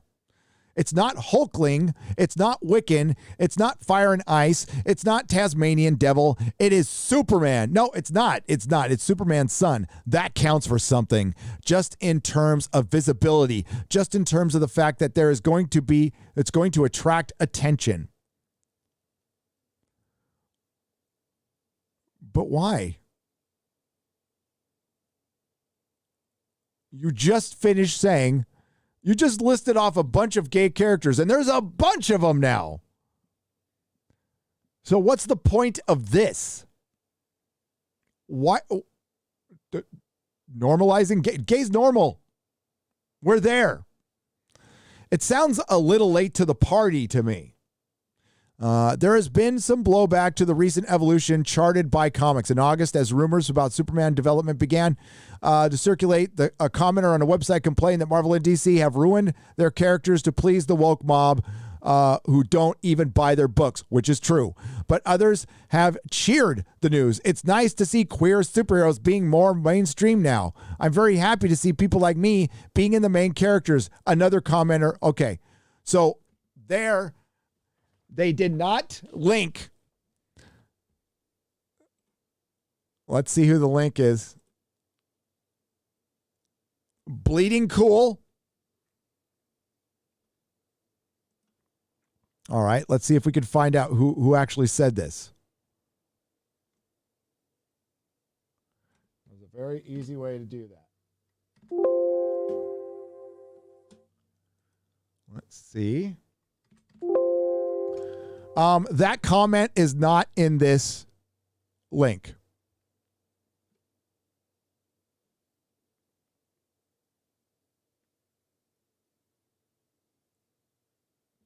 So they just linked to Bleeding Cool. No citation for that comment whatsoever. No citation for other comment. You know what? I heard plenty of Marvel and DC have ruined their characters to please the woke mob who don't even buy their books. That's a fucking fact. But then their response is, it's nice to see a queer superhero being mainstream. I'm very happy to see people like me being the main characters, wrote fake commenter. Weldon said that the changes in comics can lead to more vibrant storytelling. Oh, really? Any step that can be taken to make the world on the superhero comics page more look like the world outside of it is good. That gives you access to more varied stories, more interesting stories. If it gives more, how can we get the same answer all the time? For change, we get the same answer every time. And every time we hear this answer, I answer with this, with another question. Then how come less people are buying it? How come it's being sold to fewer people? How come fewer people are purchasing your product?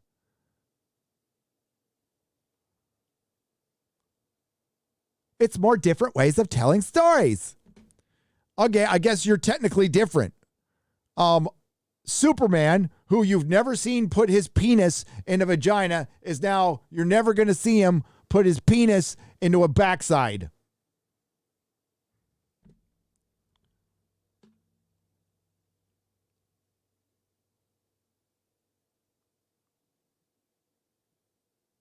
This gives you access to more varied stories. How many fucking varied stories have we heard from Marvel and DC lately? Batgirl's Antifa.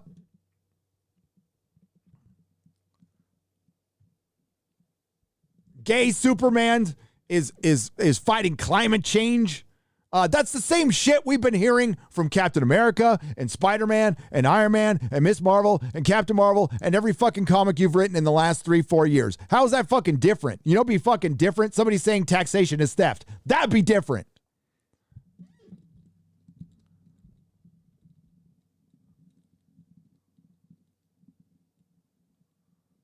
Jonathan Kent took the mantle of Superman alongside his father this year. The Clark Kent version of Superman was introduced in 1938. He married Lois Lane in 1996. Jonathan was introduced in 2015.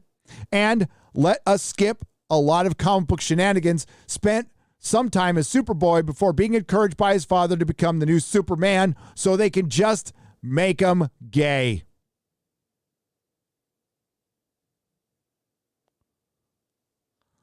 So they gave, hey, Alphabet community, they gave you a Superman that they can easily edit out of every movie and in any future lore because DC resets its realm, its universe, every few years.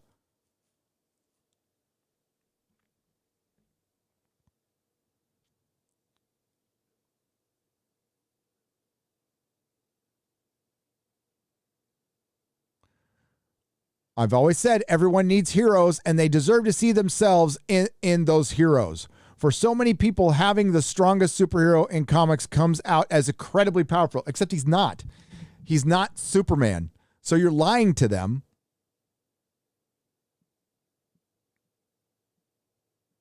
And you're using their community to get attention for a book that desperately needs it. That desperately needs it. Oh, well.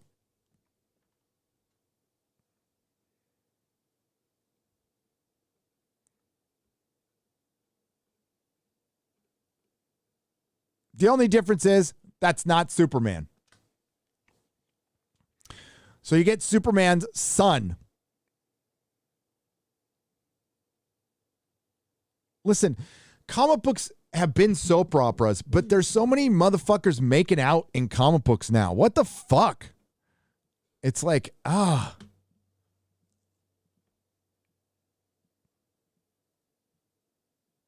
I've never seen a generation so obsessed with sex that doesn't want to actually have it.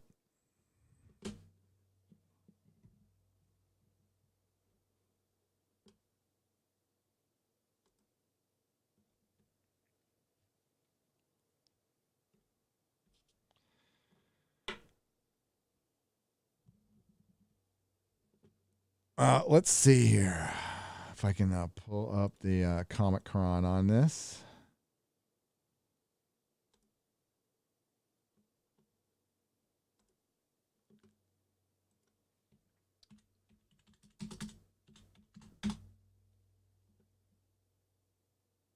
Can't get real accurate sales anymore.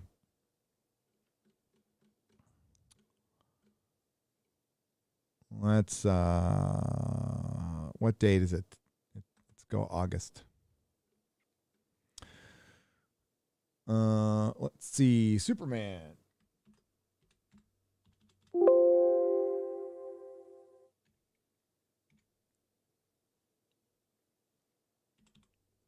Oh shit, what comic was that in? Hang on.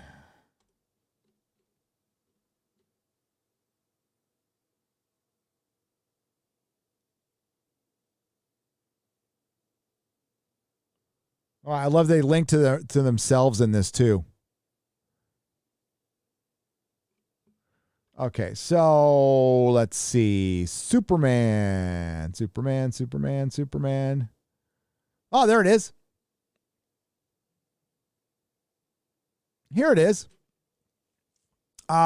It's number 56. 68 in dollars. And it sold 40,000 copies. That's issue number 2, by the way. So there's probably variants involved.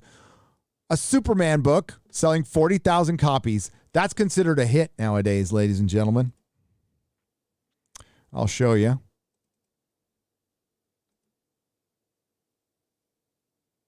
Gosh dang it. This is so annoying.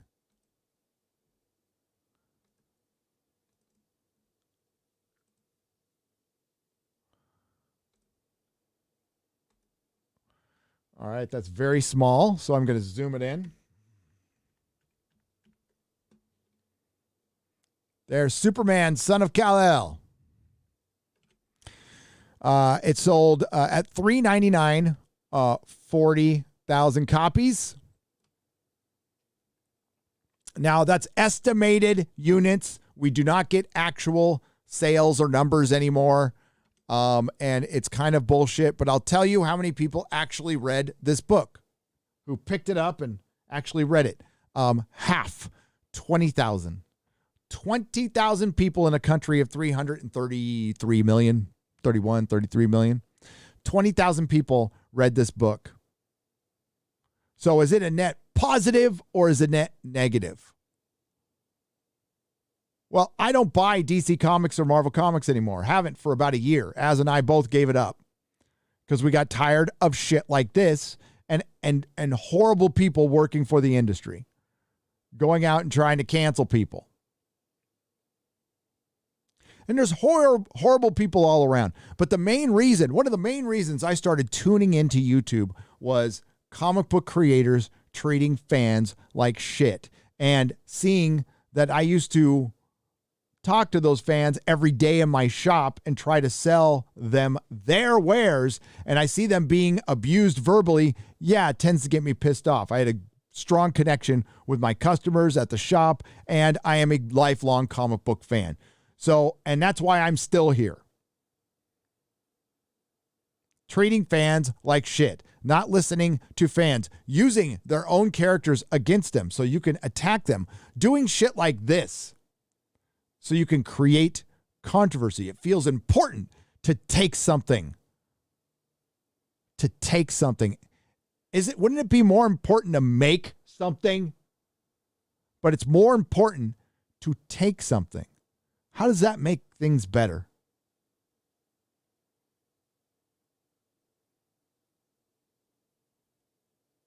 Newsflash, it doesn't. Creates resentment.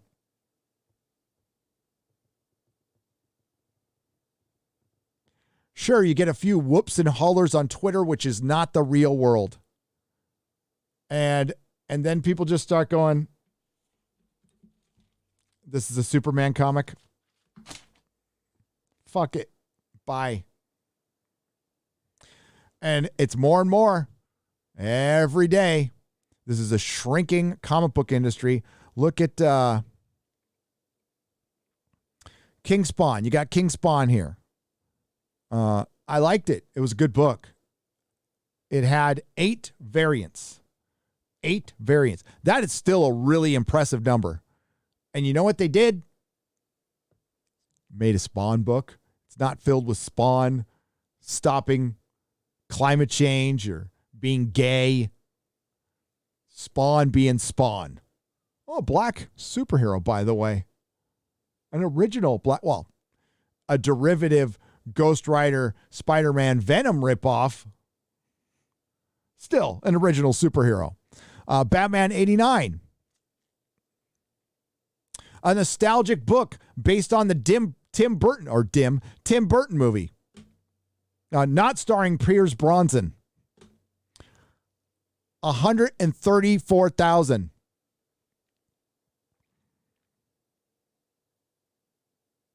That's pathetic. Only the top 4 cracked 100,000. Only the top 4. And this is with variants. So they're still pulling their shit.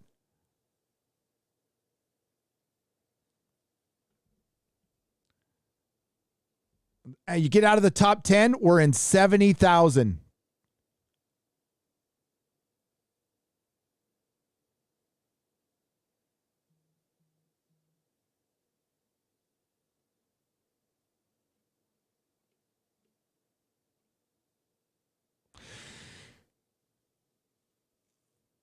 There you go. That's the comic industry, folks. Rest in peace.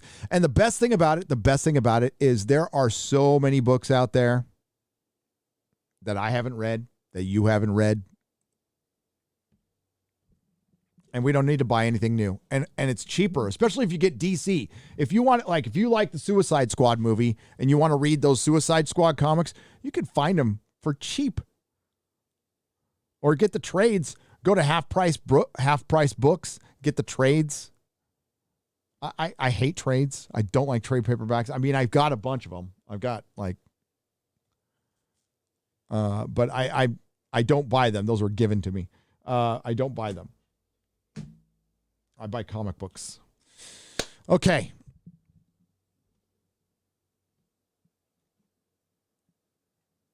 You got everything out of that.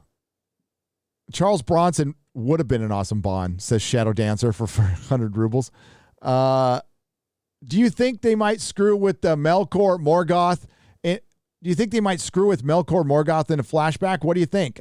Mika P for $5. Yes, they're going to screw with everything. I mean, Dankula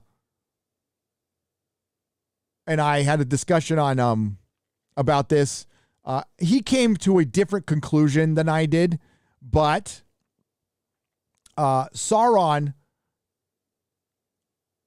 being gay is a possibility. You got a lot out of that super chat. I was named after Batman, but it's okay. I'm glad I read it. I'm going to have to do a video on it now. I was resisting to doing a video, guys, because I didn't want to fucking play to their shit, to be honest with you. Because they want me to go out. They want you to go out there and bitch about this. And it's not Superman. It's Superman's son. So, I mean, technically it's an original character. It's a derivative. But there is something to say about that article straight up admitting that even though it's not Superman, they're saying it's Superman. Right? And this is a great, I think, opportunity to show that they would rather take than make. This isn't about equality. This is about equity. That word equity, we got to worry about because the bottom line with the word equity is, folks, it's Marxism, and they want to come for your fucking property and stuff. They don't want you to own a fucking thing. That's where we're headed. That's where we're headed. Yeah, it might sound a little crazy now. It might. Remember how crazy it sounded that everything's going woke in Hollywood a couple of years ago? Remember how crazy some conspiracies sounded a couple of years ago and now they're actually fucking happening? Remember how crazy mandates on vaccine passports sounded? Time to wake up. Cinema Blend rumors that Doctor Who Flux show's 13th Doctor is from a parallel universe. A retcon. A retcon to make Jodie's doctor still a doctor, but from an alternate universe, while fixing the Doctor Who canon. Is that a possibility? Yes, I think it's.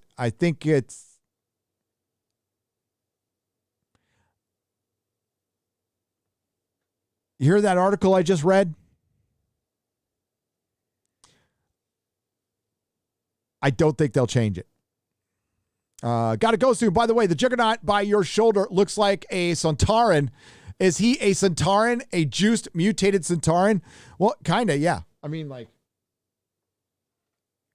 But that Juggernaut actually looks fucking good. I can't reach it, though. I've got a bunch of Sontarans in here, by the way. Thank you, Carl Wolf, for $4.99. The Sventos for 5 Canadian pesos. Captain Spire. Sorry for asking. Have you been getting your... I've been getting my coffee. No, don't sorry for asking, Captain Spire. I'm going to show it on my next toxic mailbag, but thank you. Yes, I'm jacked up on coffee right now. Holy shit, it's almost 4. I was only going to do this for a couple hours. I got to go. I got to go right now.